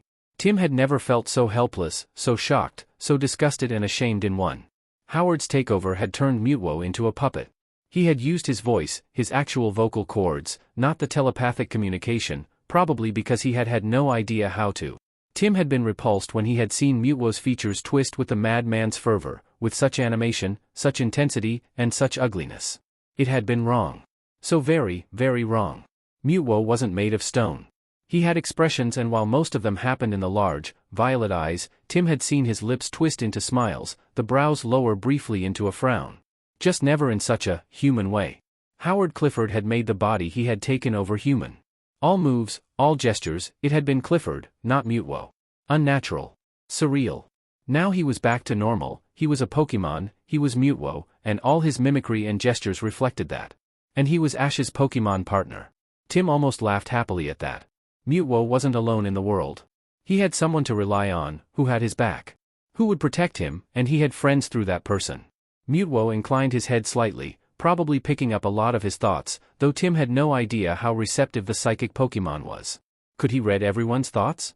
Or was it just his way of communication? Could he select how much input he got if he was also receptive? He had to, he decided. Otherwise the whole world would be in his head. So many questions. Where will you go now? He asked, then groaned silently. So many questions, and he asked a stupid one.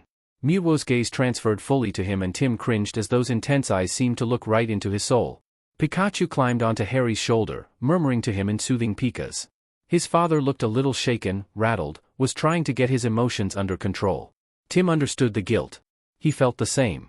Essentially, they had both, separately, led Clifford to Mewtwo, and each time he had been captured. Ash shrugged. We need a vacation.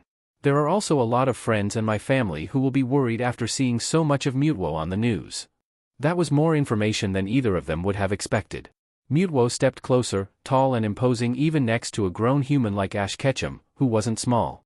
His fascinating eyes fell on Harry, then on the Pikachu he called his partner. When I saved your mind, it gave your Pikachu the ability to talk to one particular human. I took that from him, and from you, when I reversed it all once more. If you want, I would give that back to you. Both of you. Tim glanced at his father, then at the Pikachu. He isn't my partner. He's my dad's. It's my Pikachu's choice, too, Harry stated firmly. Mewtwo's mouth formed an almost smile as the Pikachu in question gave his own opinion. It won't be the same as before. Your soul in your Pikachu's body enabled this special kind of communication, he went on. You will be able to understand your partner in a way no one else can. Your brain might translate it into words, but it won't be words. Pikapi. Harry's partner insisted and nodded. Looks like we have a vote, the investigator commented and smiled. Mewtwo's eyes glowed a bright white blue and he held out a hand, fingers spread. The light that formed around the 3 fingers was too bright and too blinding, and the 2 humans and 1 Pokemon looked away. Tim felt a tingling sensation, then there was a moment of almost deafness, and the light was gone. He managed. You can understand me, he heard.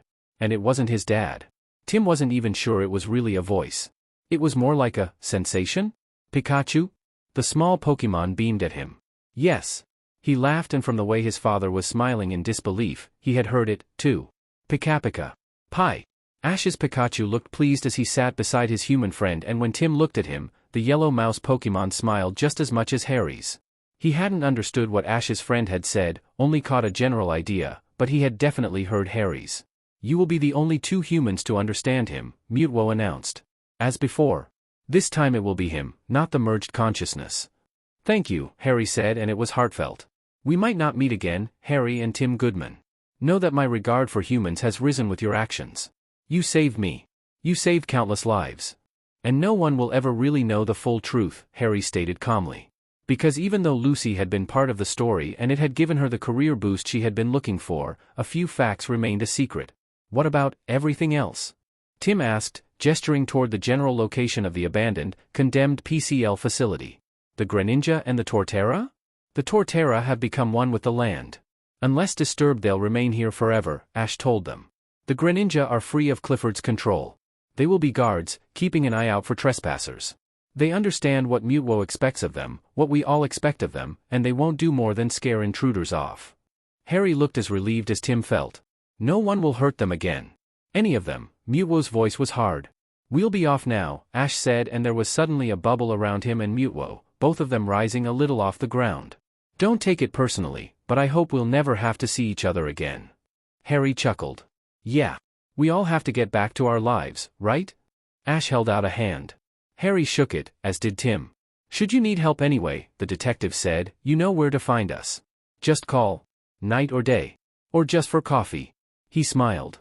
Ash laughed. I appreciate it. Good luck. And thank you. For everything. Mewtwo said nothing, just inclined his head. His eyes suddenly lit up a bright bluish white from deep within, only increasing the eeriness of his looks. A faint outline of a bubble formed around him and Ash. And then they streaked away. Tim expelled a breath. Intense, he whispered. Pikachu trilled softly. Harry reached up and scratched the Pokemon's ear. It got him an appreciative noise. We should get home, he said, looking at his son. Tim nodded. You think we'll see them again? Probably not. Maybe? No idea. He smiled briefly. They all got into the car, Pikachu looking out the back windows into the sky as if he could catch a last look at Mewtwo. Probably not, he agreed with his human partner. They headed back to Ryme City, to their jobs, to their lives. Harry was turning the encounter with Ash and later Mewtwo over and over in his head as he drove. He had been forgiven, but he still felt that tightness, that last, lingering guilt over his involvement in the whole Clifford mess. This would take a while to go away. And he might never be able to get completely over it. His job was to investigate, to be suspicious, and he usually had a good sense for lies. Not this time. Harry knew he couldn't let this one case influence everything else that from now on came his way. He would have to be as open and neutral as before, and thankfully he had an assistant now. Still, he knew it would require work on his part.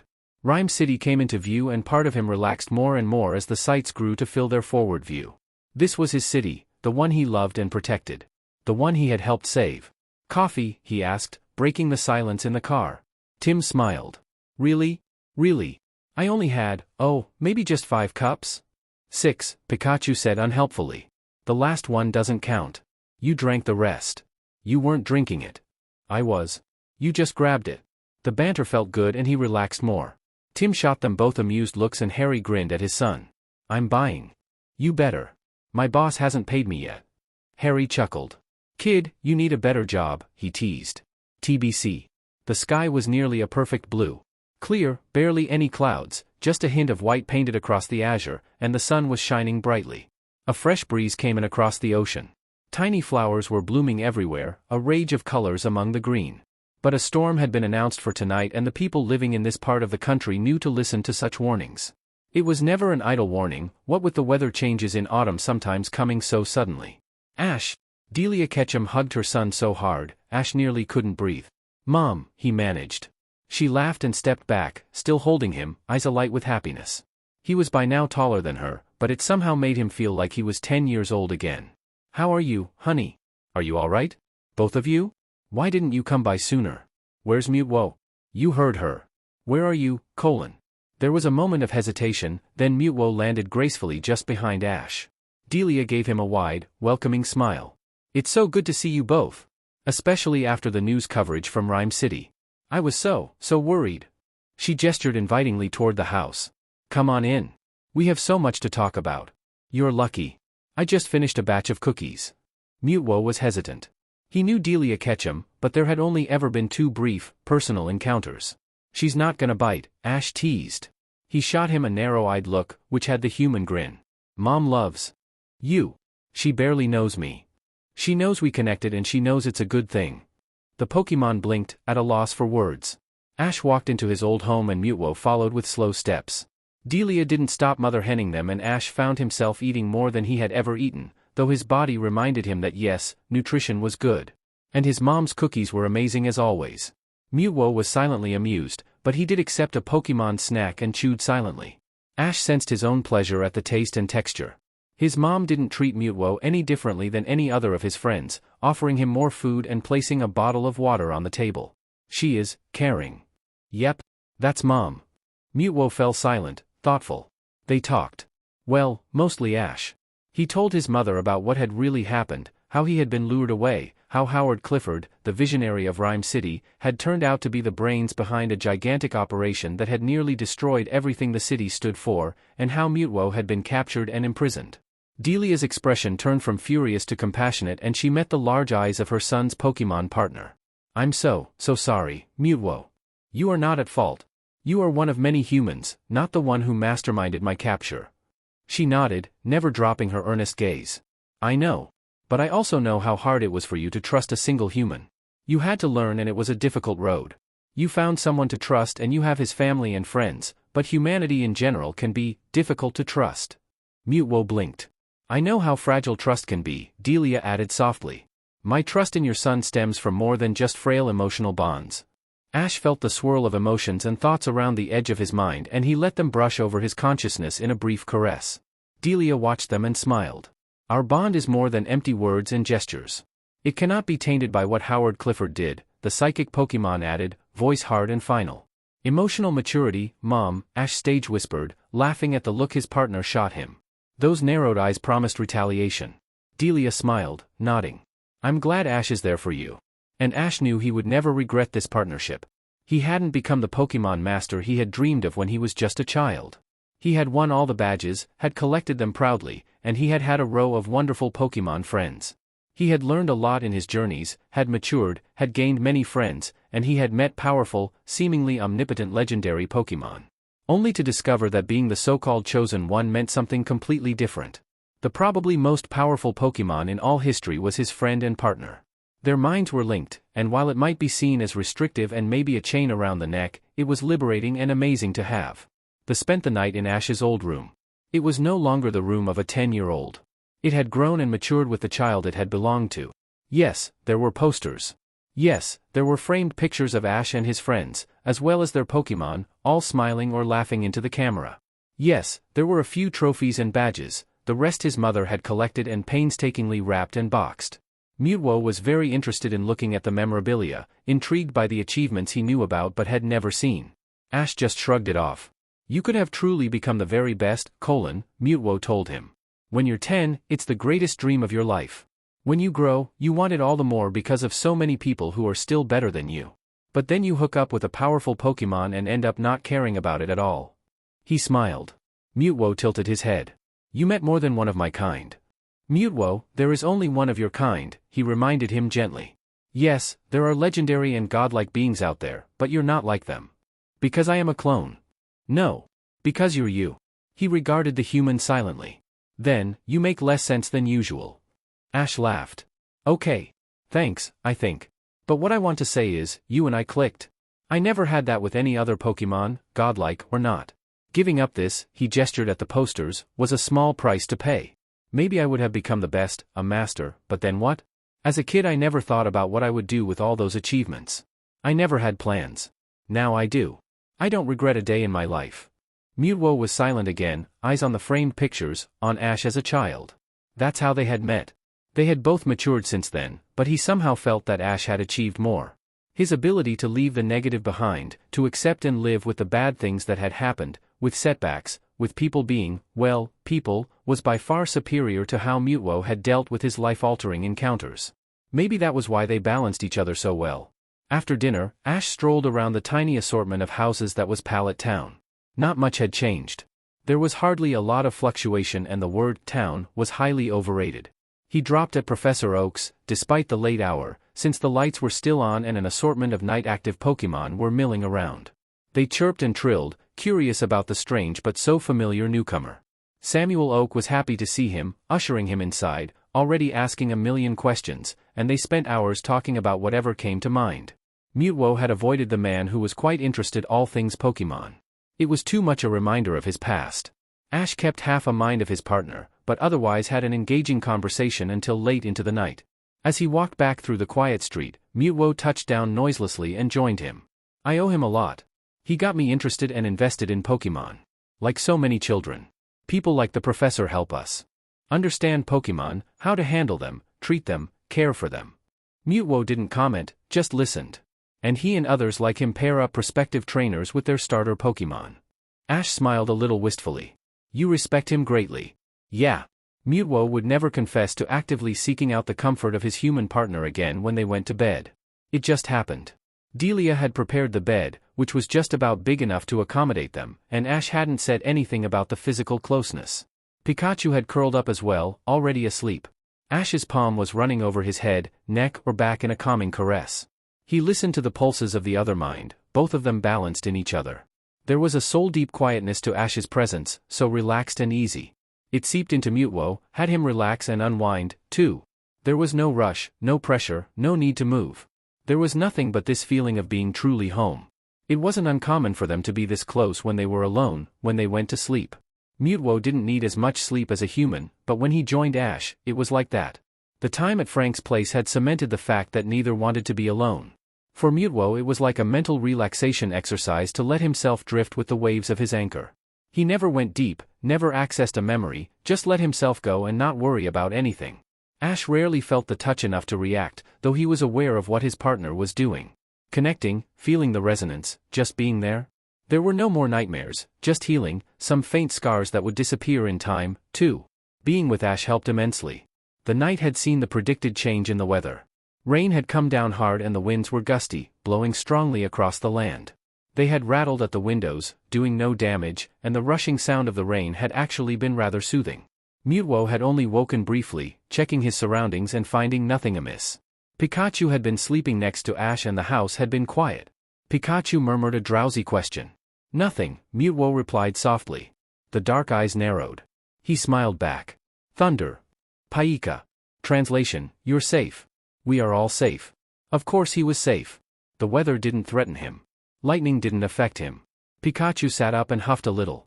I know I am safe here. The small Pokémon nodded. This was Ash's room, his old home, a place Pikachu knew. He curled back up again, nose buried in his jagged tail, and went back to sleep.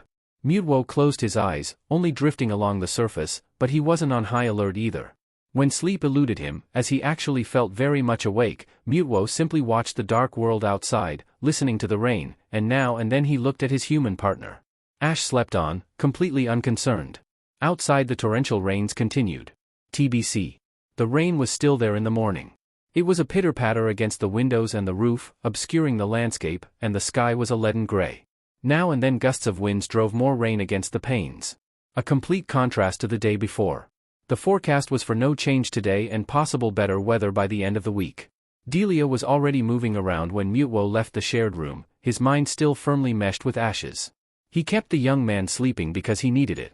Pikachu had opened one eye, watched him for a second or two, then had buried back against Ash and continued his dozing. Mewtwo lingered around the living area for a while, inspecting the collection of pictures and books, eyes taking in every detail. There were people he didn't know in the pictures, but most were of Ash. He finally walked the short distance from the bedroom to the kitchen, steps silent. Good morning, Delia greeted him cheerfully when he entered, smiling at the tall Pokémon. I take it Ash is still asleep? Yes. He tried not to use solely telepathic communication when he was alone with her, mostly out of respect. Because yes, Mewtwo had great respect for the woman who had raised Ash Ketchum. Delia inclined her head as if acknowledging it. He always overslept as a child. Even the first day of his travels. It's how he ended up with Pikachu. He was late, he had no other Pokemon to choose from, and Pikachu was as enthusiastic as Ash to be paired with the boy who came late. She smiled fondly and chuckled when the Pikachu in question hopped up onto the table, agreeing wholeheartedly. Apparently he had given up on sleep, too, lured out of bed by the prospect of breakfast. Mewtwo knew the story of their first meeting, and it had amused him to no end that this was how his human partner had started out, the chosen one, the one person in this whole world who had a special kind of passive ability that was more powerful than any battle power. Late to this important event in his life. Late to a choosing. Handed the leftovers, so to speak. And they hadn't even gotten along at first. Would you like something to eat? Mewtwo pondered the question, then inclined his head. Delia placed a bowl of vegetables and fruit on the table, then added a platter of assorted breads and rolls. He picked a fruit, watching as Pikachu grabbed a cookie and nibbled at it with delight. Delia's fond expression spoke length and she ruffled the Pokemon's head. The interaction wasn't as puzzling as it would have been a few years ago, but Mewtwo was still not completely at ease with interacting with other humans. He wasn't like Pikachu or the Mr. Mime that seemed to live with Ash's mother and help her on a daily basis. They weren't in any way connected to a human like he was, but the way they behaved around her was of interest to Mewtwo. The Mr. Mime shuffled around him, wary of the powerful entity, and Delia spoke softly to it. Mewtwo had no idea if it had picked a gender to be addressed with. Pikachu had decided on a male pronoun. Just like Mewtwo had decided that yes, this would fit. Humans thought in genders, and while Pokemon had them, they didn't think of themselves as male and female outside breeding season. His thoughts went along that path for a moment as he watched the Mr. Mime.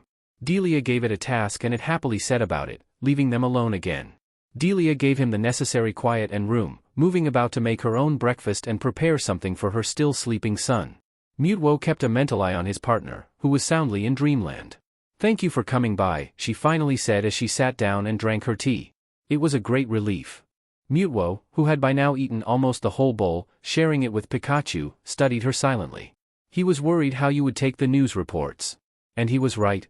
Seeing the reports, reading newspapers and watching it all on TV, knowing something had happened to you, not seeing Ash. Delia looked into her tea. "We only exchanged texts, had a few, very short phone calls, but he couldn't really say a lot. He couldn't give me the whole story. I was scared. Now that I know what happened, it still scares me. You have my oath that I will do whatever it takes to keep your son safe." She met his eyes, her own swimming with emotions. "I know that, Mewtwo. But I was scared for you." He blinked twice, unsure. "Me, ? He blurted telepathically. "Why would you be scared for me, ? Seeing you on the news? I knew something was wrong. Very, very wrong. You wouldn't attack innocents, let alone other Pokemon. Ash wouldn't be far from you either in such a situation.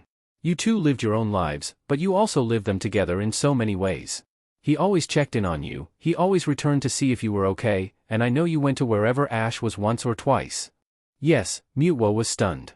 "Then you appeared in Ryme City, doing things. I was scared of what that meant as you acted so differently. And that voice, it wasn't you. I was scared to think of someone taking you away from my son." Mewtwo was flabbergasted, thoughts almost in chaos. In the back of his mind he felt Ash slowly rise from sleep, but his attention was riveted to Delia. "You have been hurt enough, hunted enough. You don't deserve to live a life in fear. Humans will always hunt what they think will give them power," he stated, battling his emotional turmoil. "You're not an animal." Delia gave him a tight smile, meeting the violet eyes. "You are not like other Pokemon. You are, forgive me for saying that, evolved. Your intelligence surpasses many humans and you're not a lab specimen, an experiment, but a living, breathing, thinking and feeling being." "Pika," Pikachu added, nodding decisively. His eyes held a stern look. "Pikapi," he agreed with Delia. She smiled. "You are my son's partner. Family. You are equals. Don't ever throw your life away, Mewtwo. You know Ash wouldn't be able to work through that guilt. I want my son safe, but I also want you safe. You are both very important to me. And you are very important to Ash and always have been." He stared at her, still speechless, mind rallying to keep up with all the words he had heard. He finally inclined his head and reached for her, his mind implying a hug that was only a psychic level. "I will, Delia Ketchum. You have my word." She didn't even startle at the sudden telepathic contact, just smiled and nodded. Ash is very important to me, too, Mewtwo added. He is my shield. He is your friend and partner. Yes. Yes, he was. Do you have any plans? She switched topics as she refilled her cup. What you will do now? You're welcome to stay as long as you want, but I know my son. His smile was fond and exasperated in one. I don't. I suppose Ash will be traveling again. Because that was what he did. Ash loved visiting new places, meeting new people. He couldn't settle down with a regular job. Sometimes he also returned to those cities and places he had been before in his journeys, visiting friends, making even more, learning new things or offering his knowledge and manpower for whatever was needed. Mewtwo had never been bothered by the time spent apart in the past years. As Delia had already so neatly pointed out, Ash found him or he found Ash, like they were pulled back together to renew the bond. Right now the very thought to let Ash go off alone again was unbearable. Delia regarded him thoughtfully. So will you, I suspect. He was a little surprised and she smiled. I know you despise the proprietary meaning of calling you Ash's Pokemon, but you are in so many ways. You belong together. I think it's time you are together in both your lives. You forged a connection, it grew over the years, and you both acknowledged it. It's about time you understand what it means. It was a realization he had had in the past months as well. And no, he didn't mind to be called Ash's. It was different. Mewtwo had come to understand what Ash's Pokemon had tried to tell him all that time ago, and he had understood it for a long time on an instinctual level, but the hurt, scarred part had refused to acknowledge it. Belonging to a human had always had a bitter taste to it. I think so, too. Ash's waking mind was now more alert, and when he shuffled into the kitchen, hair tousled, unshaven, and bleary-eyed, Delia held out a cup of coffee. Mewtwo just watched his partner, amused by the sleepy appearance. Thanks, Mum. He sipped at the dark brew and eyed his Pokemon partner over the rim of his cup. You're up early. Mewtwo didn't answer, just took another fruit, the last in the bowl. Pikachu had demolished his second cookie, looking sated and full. Ash quirked a little smile and grabbed himself breakfast, then sat down. Mewtwo let the conversation between the two humans flow over him. Outside it was still raining and it didn't look like it would let up anytime soon. They left after a week. A very relaxing week. Mewtwo had felt. His spirit unwind, had started to relax, become more settled. Ash's mind was a reflection of that, the calm center, always there, always close, and the Pokemon was rarely away from his partner. It was embarrassing. But it healed him. Instinct, Ash called it. And Mewtwo followed his instincts. Ash had spent some time around the neighboring towns, hunting for a new mode of transportation. His pickup had been enough to get him from place to place, and he had had enough room to store whatever he needed, including camping gear and food for a long time. Now he had to exchange his trusty little vehicle for something that would accommodate Mewtwo as well. As it turned out, he found a sturdy-looking RV, more of an off-road, heavy-duty truck with enough headspace and just the basics. He didn't plan to live in it, just to get from point A to point B without everyone catching a glimpse of his Pokemon partner. Pokeball were absolutely out of the question. It would ease your travels, Mewtwo told Ash. Nope. I consent to temporarily being inside them.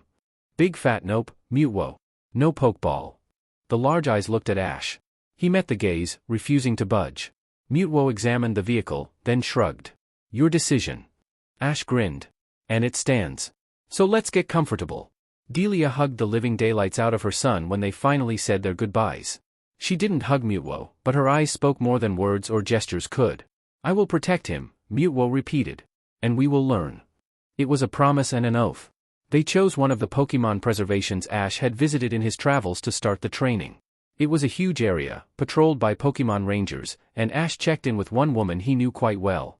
Gabriella happily issued a permit for him. They exchanged pleasantries, shared stories, and she handed him a map that gave him an idea where the hiking hotspots were. He planned to be far away from them. Drop in before you leave, she offered.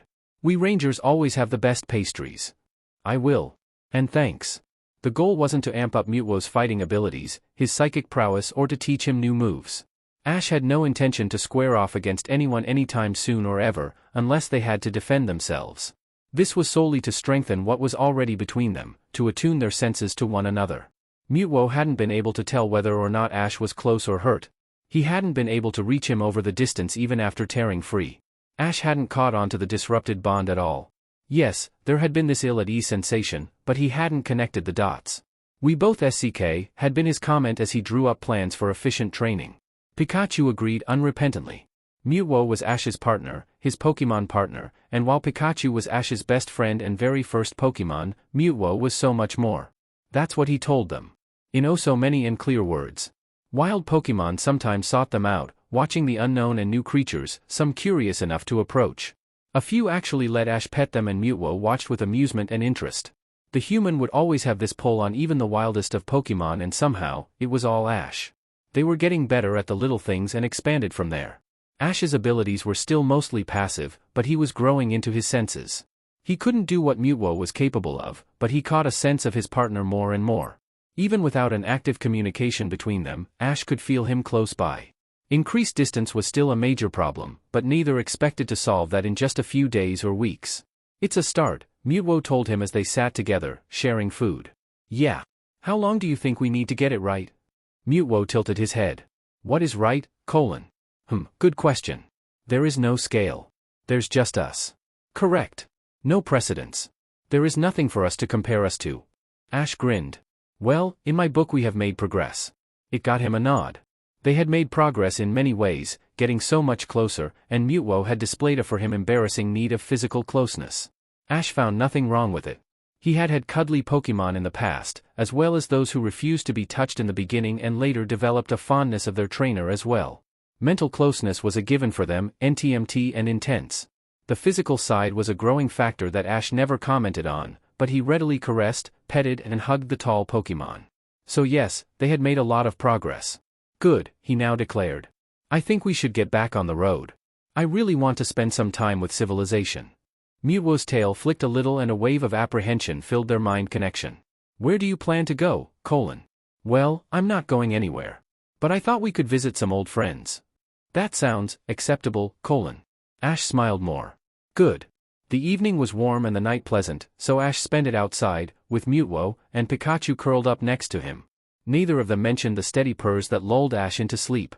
TBC. Misty was excited to see them when both visited. She wrapped Ash in a hug as she called his name, squeezing him tightly. She had grown out her hair, now held back in a loose ponytail, but it was as bright orange as before. Ash would never dare to call her Carrot Head, but it had always been true. Her large eyes fell on Mewtwo and she really gave him a once-over. If she was surprised to see the unique being so openly by his human partner's side, she didn't show it. Finally worked out you can't be alone all the time, was the first thing she asked. Ash laughed, running a hand through his tousled hair. Yeah. Wasn't talking to you, actually. There was an unholy, teasing light in her eyes. But good for you, too. Took you long enough. Her eyes narrowed at the psychic Pokemon. For being a superior intelligent psychic. Being. Mewtwo glowered a little, but she wasn't cowed. Misty had grown into a strong, independent woman, from a strong and independent girl that had sometimes made Ash's journey life quite interesting. Never one to hold back with her opinion, she had been one of Ash's trusted friends all his life, whether they had traveled together or not. Are you two okay? Haven't heard a lot of what happened on the news anymore. Seems like they're trying to fade it out, more or less pulling a blanket over it. Yeah, they do. I think it's how the city heals. But yes, we're okay. How long have I told you, she challenged. To get your act together? To stop being such a dumbass? Ages? Ash hazarded a guess. She scowled. This wouldn't have happened if you had a shred of master trainer in you, Ash Ketchum. Mewtwo bristled at the words. Oh, chill, Misty added with a look in his direction. Ash was the best, probably still is, but the moment you two hooked up, his brain somehow forgot how to work. Training, Ketchum. Training. You wasted years and look what happened. Yes, Mom, he laughed. And we didn't hook up, Misty. We didn't even know there was a connection. I give you the first years, but later? That was pure dumbassness. Is that even a word? Bite me. You were and still are one of the best, Ash, she drove her point home again. If you hadn't pulled out of the whole business, you would be a Pokemon master and you would be among the top 5, if not better. Mewtwo rumbled, ill at ease because the words roused old emotions, old memories. Ash soothed the spikes automatically, instinctively. He refrained from petting the powerful being, but he was tempted to touch him. He held back, though. This was no longer the privacy of them and a few wild Pokemon. Mewtwo wasn't all too much at ease to start with. You know she's not implying I'm your master, Mewtwo. She might as well have, came the outburst, then Mewtwo fell quiet, emotions settling quickly. Yes, he was getting better at that. Ash's constant presence was truly an anchor for him, able to smooth the unhealthy surges, giving Mewtwo the necessary balance. It was a compromise between outbursts and eating it up all inside. Neither was healthy in the long run, and Mewtwo was learning that. He was learning to open up to the possibilities. But she's right that we need to work on a lot. We wasted time, partner. A lot of it, because we have eternity. Ash's brows dropped a little.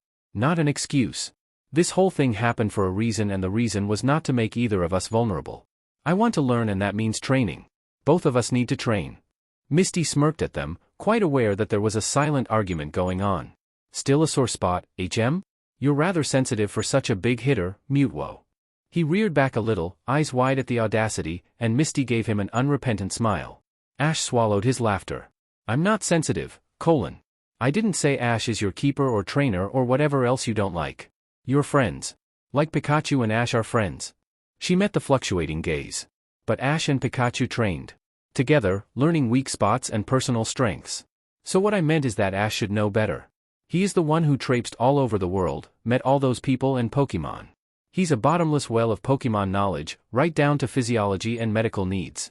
But the moment he connects with a psychic Pokemon of your caliber, he loses all common sense. Ash shrugged, looking a little embarrassed. Mewtwo transferred his gaze to the young man, mollified to a degree. She's right. You are slow, Ash Ketchum. Thanks. Look who's talking. Touché. You two were made for each other, Misty declared. The small sting Mewtwo felt at the word "made" quickly dissipated. This wasn't personal. Most of the time nothing uttered to him was that personal, and in certain circumstances it was meant as a joke or banter, little jibes and teasing. She's right. Ash said, smiling at him. I think we were made for each other. Mewtwo didn't reply, but his warm hug around Ash's mind was answer enough. Misty dragged Ash around the gym, proudly presenting her work, her achievements, her plans for the future. The water Pokemon gym had been completely refurbished, was bigger, with more training areas, and daylight filtered in through gigantic skylights. Ash was impressed. Mewtwo had opted out of being seen by everyone. They had arrived early in the morning, and by now the gym was filling up with young, aspiring trainers, all with starter Pokemon, and they were going through the motions. Ash felt a wave of nostalgia as he watched them, looked into their earnest, young faces, and Misty elbowed him gently. Memories, Yeah. Lots of them. Only good. Pika, Pikachu agreed, avidly watching a young boy and his Squirtle as they tried out a few moves. You never thought about your own gym? Maybe. A long time ago. Somewhere between wanting to be the best and realizing that I was psychically connected to a powerful Pokemon.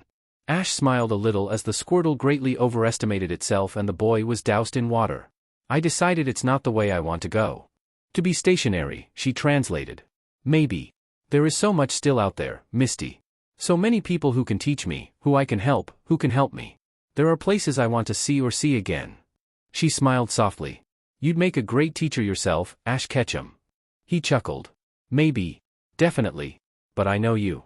You won't ever be tied down. Probably. I repeat, definitely. Speaking of tying down, did you hear that Brock is ready to tie the knot? Ash's brows shot up. Really? Brock? Ladies' man Brock? Who is the lucky girl? She's a former trainer herself and her name is Inaki. He told me they met at some medical center. Brock was there for some kind of new breeding program and she was one of the speakers. He was head over heels. He always is. Yes, but this time it was really serious. Serious enough for him to propose and she actually said yes. Ash smiled. Good for him. Yeah. They have big plans. He's got a good rep as a breeder and a vet, and Inaki seems to have a knack for breeding rare Pokemon. She glanced at him and smirked. Well, rare, non-legendary ones. He snorted. Keep an eye on your mail folder. I think they're getting ready to announce a date. Not sure Mewtwo would be the +1. Ash grimaced at her and gave her a friendly shove. Misty shoved back and snickered. We can be each other's +1, he offered. Sure. Psyduck might be disappointed, though. Brock would forever thank you for not bringing a Psyduck to his wedding. They watched the children with their water Pokemon and Misty called out a few tips, getting relieved thank yous in return. Hungry? She asked. You know me. Bottomless void. What can I say? You're no longer growing. They walked toward the staff kitchen, still bantering, and Ash felt like back when they had been traveling together, enjoying the sharp wits and sharper tongue, the bright spark in his friend's eyes, and he knew it had been a good decision to stop by. A very good one. How bad was it? Misty asked over lunch, finally breaching the topic they had skirted around all day long. Bad enough, he answered truthfully, pushing steamed vegetables around his plate. Worse than Giovanni bad. The redhead winced. Ash told her in detail what had happened, what Howard Clifford had done, and the rage in her face would have scared the hardiest of men. Actually, Misty looked like she wanted to unleash her wrath on Clifford right this very moment. What a BSTRD, she exploded. Yeah. And then some. And I thought Giovanni and Team Rocket had been bad. Well, no. Ash smiled humorlessly. Giovanni had some decency left. He only wanted Mewtwo as a weapon. He never went as far as to erase his mind to use the body as his own. Misty poked at her food, suddenly looking a lot less hungry. Sick BSTRD, she muttered. Ash wholeheartedly agreed. But we're good. Started to train. Nothing like near annihilation of a mind to push you into acceptance. She wagged a finger at him. Told you. You might be the chosen one, and you did some seriously legendary stuff, downright freaky sometimes, especially after you got blasted by 2 insanely powerful psychic Pokemon, but you're still slow on the uptake sometimes. Noted. She scowled at him. This could have been more than bad, Ash. I know, Misty. I was there for the fallout. This tore his soul almost apart. Another might not have come out of this with his mind intact. If Clifford had won, Mewtwo wouldn't be there anymore. She grimaced. And it drove home the point. Good. You always needed the extreme measures, catch 'em. A simply knock on the head didn't get through that thick skull. So, are you going to stay for a while? I have rooms for guests and fellow trainers. She raised her eyebrows. And you can make use of the gym. It's off-season and not much is going on, so if you want the full experience, let me know. I can close off space just for the 2 of you. Ash smiled at her. That actually sounds like an offer I can't resist. Knew it. It helped to have a gym to train in, even if it was water. There were other areas, not so well frequented, and it was where both had privacy in the early and late hours of the day. For Ash it was a familiar setting, the surroundings adapting to their needs, and spectators were kept out. It still wasn't about fighting prowess and firepower. Mewtwo was a heavy hitter and could take punishment in a battle.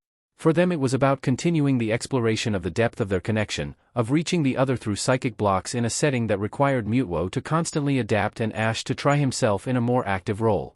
Not that he had mysteriously developed active powers. Nope, nothing in that regard. What he managed was to reach out and envelop his partner in a mind shield, balancing him, keeping emotional spikes level. Misty had some of her Pokemon try and disrupt them, right down to her Psyduck blasting the 2 unsuspecting partners so hard, Ash was having vertigo for the rest of the day and Mewtwo was glaring furiously at the gym's owner. Misty regretted nothing. Psyduck was bashful, agitated and quite pleased in one. Sitting next to his human partner, Mewtwo fought down another murderous thought. He would never harm another Pokemon, nor would he hurt Misty, but still. We asked, she delivered, Ash mumbled, eyes closed, still fighting the vertigo. He felt a little sick, but not bad enough to start throwing up. He was tougher than that. Mewtwo had to agree that yes, that was exactly what had happened. He was simply extremely unhappy about Ash getting hurt. I'm okay, Mewtwo. Chill. He growled softly, then caught himself. Psyduck? Mewtwo's eyes narrowed at the water Pokemon, trying not to glare but failing. The Psyduck's eyes were huge, the pupils pinpricks, and it looked rather frightened. That it had approached the 2 partners showed its own development, aided by Misty's training. Hey, Ash said in a soft, friendly voice. Hello, Psyduck. Psyduck. No hard feelings. It's training. Thank you for your help. Psyduck. Mewtwo towered over Ash, brows drawn down. Calm down. She's upset enough. One explosion was enough, Ash told him. I am calm. Aha. Psyduck? Sipsyduck? Yes, I'm okay. And thank you again. You were a great help. The little duck preened and nodded excitedly. Then she waddled off, looking immensely pleased. Pikachu had watched it all with amusement. He looked at Ash, flicking an ear, then hopped after the happy Psyduck. Ash closed his eyes and flopped back, an arm thrown over his head. A head that hurt. Mewtwo reached out mentally and brushed over the aches, easing them one at a time. The tense lines disappeared. You're better than any pain pill. I would hope so. I also would hope that there won't be a repeat of this. Ash cracked open an eye. To get better, you repeat where you failed. Mewtwo glowered. He lifted a corner of his mouth into a humorless smile. But for now I agree. Good. You won't perfect this within just a few days, Misty told Ash as she joined him over a very late breakfast. You had years and didn't really work on it. Don't expect it to just fall into your laps. He chuckled, running a hand through his unruly hair. I know. We reached the same conclusion a while ago, actually before coming here. It's a start. And I think we'll get a hang on being a team. I'm not leaving him alone. New book, new page, and all that. This will be an encyclopedia soon, she teased. Hope you keep up on your reading skills. Ash grinned. You are horrible at reading, Mewtwo commented and touched down next to the two friends. You like to skip. Misty burst out laughing and Ash rolled his eyes. Thank you, Mewtwo. Really? Thank you. The tiny smirk on his partner's lips was worth the teasing and Misty's laughter. Mewtwo was loosening up more and more. It was like he allowed himself to be more open, to learn from the human he was linked to, and it surprised and pleased Ash to no end. Especially when it were wickedly sharp and teasing comebacks. I know you're way outside my expertise, even as a gym leader, but I can tell you that you're two sides of the same coin. Ash raised his eyebrows. Offense, Misty said and pointed at Mewtwo. Defense, she continued and pointed at him. Mewtwo gave her a thoughtful look. It is an appropriate description. Yeah, Ash agreed. Because I'm really only just the shield. I have no abilities. The violet eyes narrowed a little. You are not just the shield, Ash Ketchum. Ash met the intense gaze and found himself almost mesmerized by the force behind those eyes. You are my partner, Mewtwo stated. You are my balance. Ash's smile was open, warm, almost blinding. Misty grinned knowingly. Two sides, she repeated. And that's how you learn. Listen to yourselves. You can work this out the same way you worked out everything, Ash. Absolute stubbornness coupled with determination, luck and your charming good looks. He laughed. Thanks, Misty. You're welcome. But seriously, go about this how you started everything, Ash. Think of it as a developing relationship with a Pokemon. Sure, you've known Mewtwo for years, but you never treated your partnership like you did everything else. You train, you learn, you grow. Just think outside the trainer box. Open up to new possibilities. Forget the rule book on Pokemon training. You two are unique in what you have. And if you ever need a place for a downtime, you know where to find me. Alternatively, I'll kick your butt from here to Alola. Ash shook his head, chuckling. I can't thank you enough, I believe. And you never will. Mewtwo's tiny smile had Misty smile widely at him, eyes sparking with laughter. He actually stayed longer than planned, spoke to Brock about his coming wedding, promising to be there, and he helped around the gym more and more. It was fun and Misty teased him relentlessly. Ash finally packed every nook and cranny of their trusty RV with canned and dried food, liquids, utilities, and whatever else Misty declared he would need for going on a journey of undetermined length into the great unknown. Call, she told him sternly. Email. Letters. Send a Pidgey. Whatever. I want to know how you two are doing. You're worse than my mother. Who is a very wise woman, like me.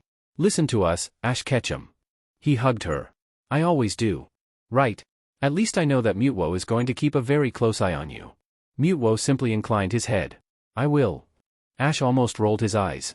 Ash had no idea where they would go. There were so many places, like Sinnoh, like Alola. Or they could go somewhere completely new, which would be an adventure. There were a few corners of the world Ash hadn't been yet. He met the violet eyes, smiling at his Pokemon partner. Mewtwo was completely open, his mind wrapped around Ash's, close. Ash, ready? Of course. Wherever they would go first, he just knew it was a journey unlike any he had ever taken on before. Finn. Hope you enjoyed yourselves. I had a ton of fun writing in this universe.